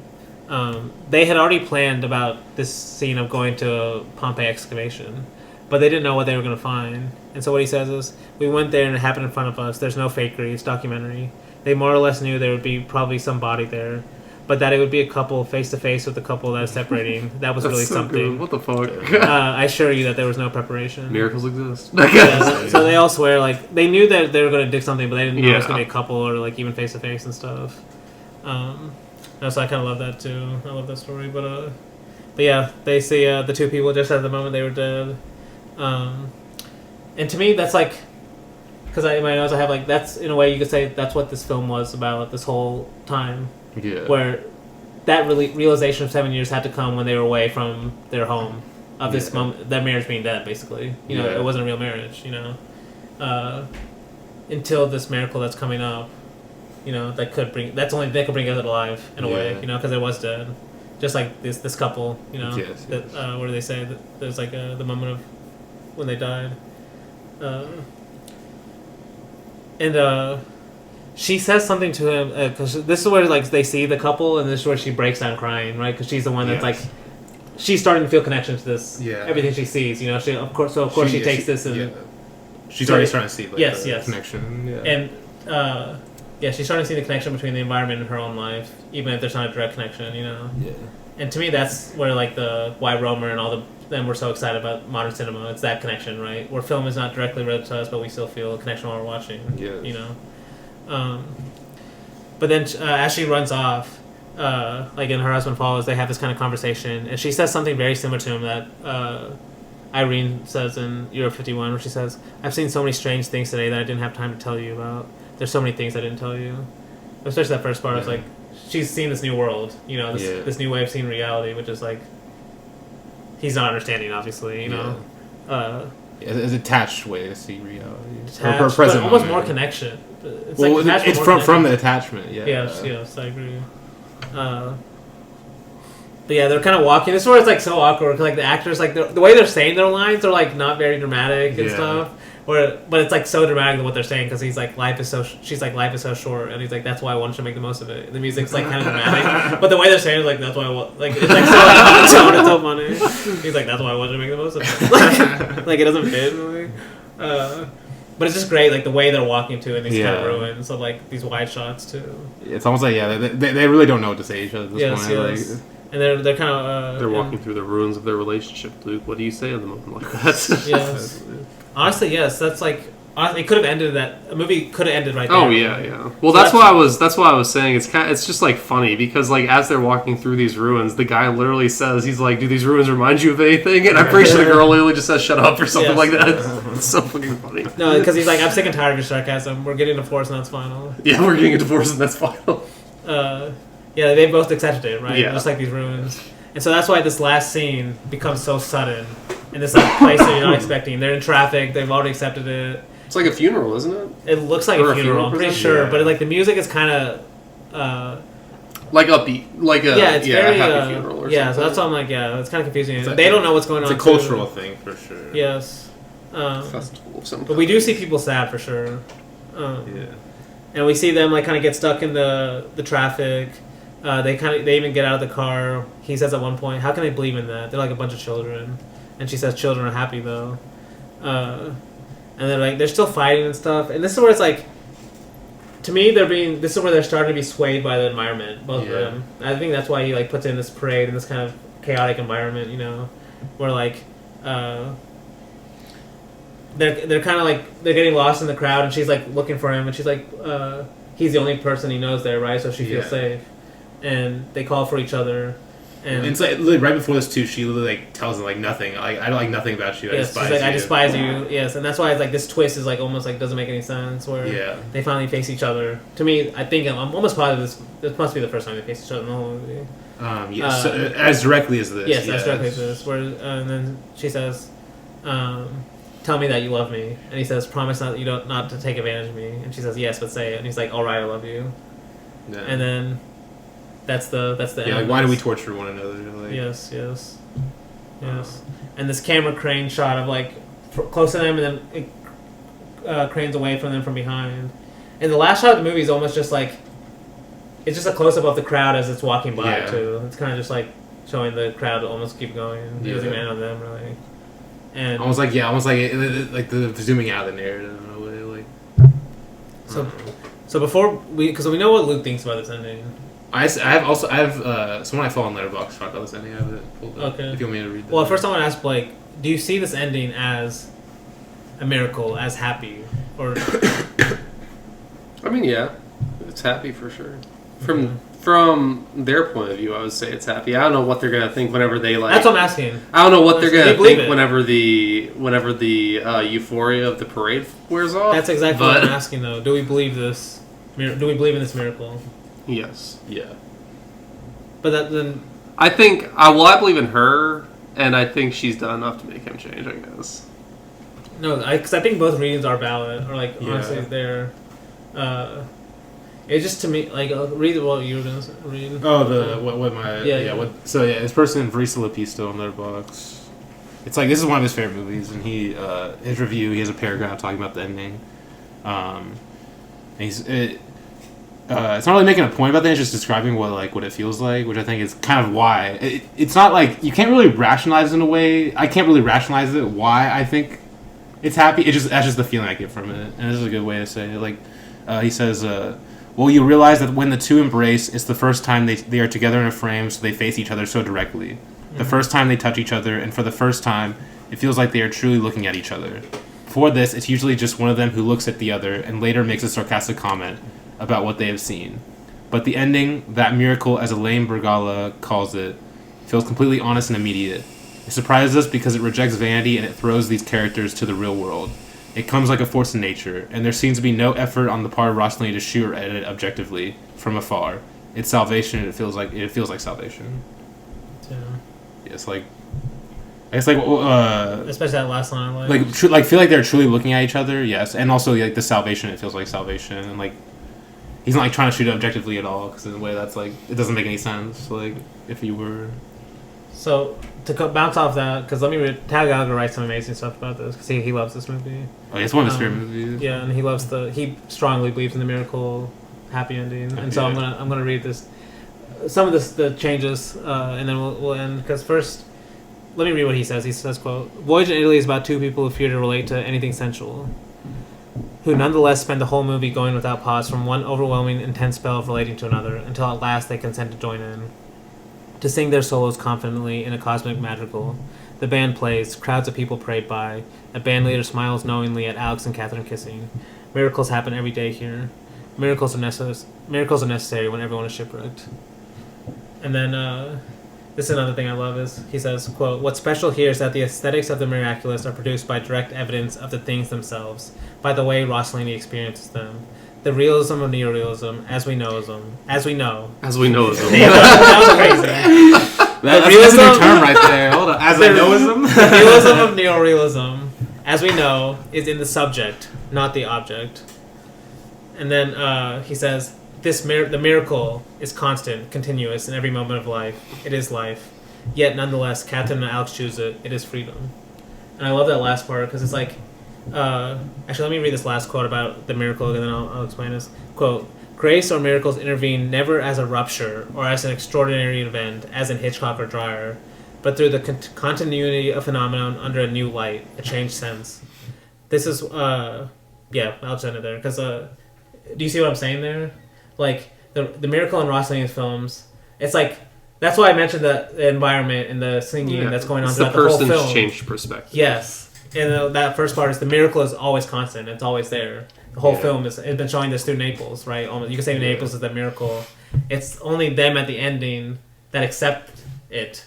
That's the miracle in a way. Is them accepting this miracle that's constant. Yeah. And he says opposed to someone like Hitchcock where the miracle is actually a ruptured event. It's actually the more typical way we see a miracle that actually, changes something in the environment. Actually something changes. Where nothing here really actually changes except for, like Blake said, their view on the situation. Yeah. It's almost like, like miracles exist. They're not like super like. You almost can't see them. I guess like it's like they exist, but not in like how you usually think of like the very fantastical type of miracle. Yes, it's more about the. It's more subtle about a change of perspective for the person, the subject, in a way. How we view the world can actually change the world just as much as changing the object of the world. If that makes sense. And then I have to read this just a couple more because Romer. This is a beautiful thing that Romer writes too. Where he says, "Quote: We accompany the heroine along the spiritual path that leads from the platitudes of the ancients on the fragility of man to the Christian idea of immortality. And if the film succeeds, logically, you could say, through a miracle." It is because that miracle was in the order of things, whose order, in the end, depends on a miracle. Damn. It's like, damn, it's like the logical order depends on a miracle, but you really, in a way, he's saying like that you don't really see that until the end where the miracle actually takes place, that the whole order takes place. And that line makes sense to me to watch in watching Romer's movies too, like Four Adventures of like that one I think of, but like multiple. This idea of like. He believes in that idea of a miracle in a way, like structuring our lives. Yes. That idea of chance or a miracle. Before I end, I do have a few more, but like just to shorten it out. Basically, Tad Gallagher says when this movie first came out, a lot of the Kahir critics they saw this positive aspect, this miraculous aspect, and they kind of believed it, almost like he says.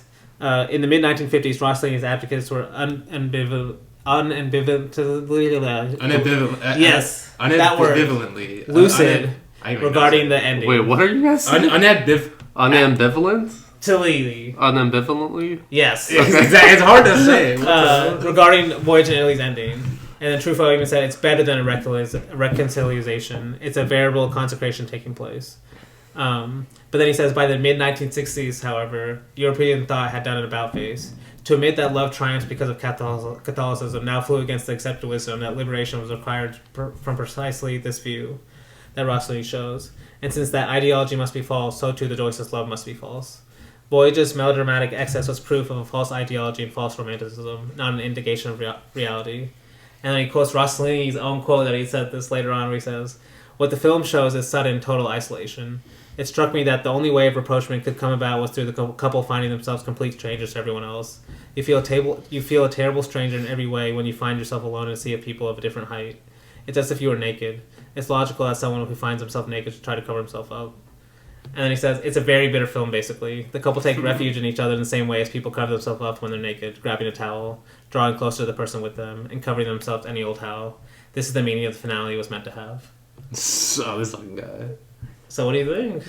Because he even says, Rossellini said early on when the first film came out, he was saying more like he believed in the ending, the faith base, and like I was saying later on, he starts to change his tune, even about his own like. It works both ways. So this is one reason why I love Rossellini's movies, because like even the director can change his interpretation, and like both things can be true. Yeah, that's fair. Because like the film never actually makes any say one way or the other which way you can read it. It works both ways, yes. for sure. Like to me, when I watch it, I read it more a little cynical. Like they're being like she is being swayed by the crowd back and forth almost the whole time, and it's very in the scene as well. And like he says, like even that Rossellini quotes, like even just people of different heights look for each other in a crowd. You know, it almost feels like that. But to end, this will be the last thing, and we'll cut it off for 3 hours. So. Because this is like you're gonna love this because I'm known as the guy that hates happy endings and stuff on this podcast. You are. So I wanted to show my bias. I want to show how I'm not that guy, and I'm actually I'm biased. I'm totally unbiased, and every opinion I have is correct. But let me read because Tad Gallagher really even after he even makes all this stuff about Rossellini, he points out how Rossellini didn't like change his tune on the ending. But at the end of the day, Tad Gallagher agrees. Kind of what your review was, what I read at the beginning, where he says, "Quote." Voyage in Italy is the rare Rossellini movie with a happy ending. As the song says, welcoming us to the movie and to Naples, this is the land where all worlds, sweet or bitter, are always words of love. And like all happy endings, this movie ends with the beginning. Snow White, Cinderella, Sleeping Beauty kiss their prince. The Ringo Kid and Dallas ride off into the sunrise. Miracles, and it's enough for us. We don't question the lovers' wisdom, their maturity, their future, the sophisticacy of their motivation. We don't unpredict unhappiness for tomorrow. But when Alex and Catherine kiss at the end of their voyage in Italy, some of us turn cynical at their renewed beginning. Ditto when Karen screams at the top of the volcano, her new beginning is not enough for us. And when Irene stays in the insane asylum, we don't like her new beginning either. A happy ending is an aesthetic form, like a cadence in music. In real life, all stories end in death. There are no happy endings, which is why happy endings are special and poignant and make some of us cry. Rossellini's happy endings underline the contingency of human consciousness. His movies cry out for a world with place for both the living and the departed. Miracles are constant. Like, damn, that's so good. I was like, I wanted to end on that for sure, so. Okay. Because he makes the point. I love that happy endings are an aesthetic choice, and they do work. And I think it even works in this case because of how non-happy ending the movie is like leading up to, in a way. Like we talked about the previous end right before this. It's like them accepting death in a way. A happy ending is very good when it's deserved, and this one is definitely very much deserved. If you want to read it that way. Yeah. You know? I think also both can be true. Like the miracle happens and then they could also become a couple that forgets it when they go back to their home, you know? Yeah, 100%. But yeah, that is Voyage in Italy. Next week we do two of my all-time favorites. Flowers of St. Francis and India Matri Bhumi. So I've seen both these movies. There we go. You've seen both too, right? Oh, yeah. Okay. So, Dan, until next week, hope to see you floating through the clouds.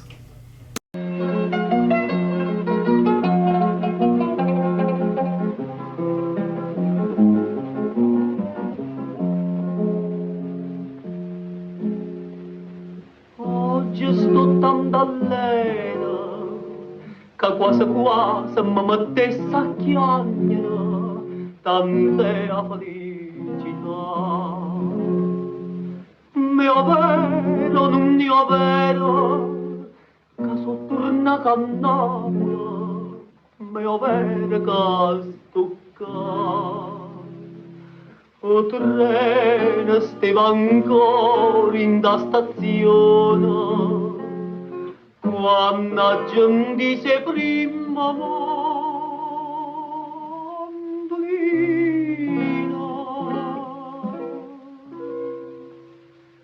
Chi stia paese da solo, chi stia paese domani, chi stia paese a tutte parole, sotto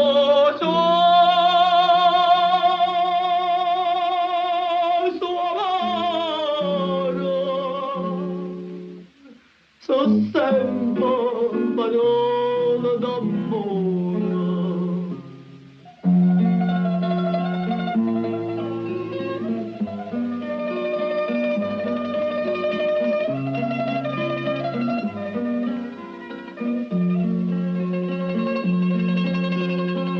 Chi stia paese do tutte parole, sotto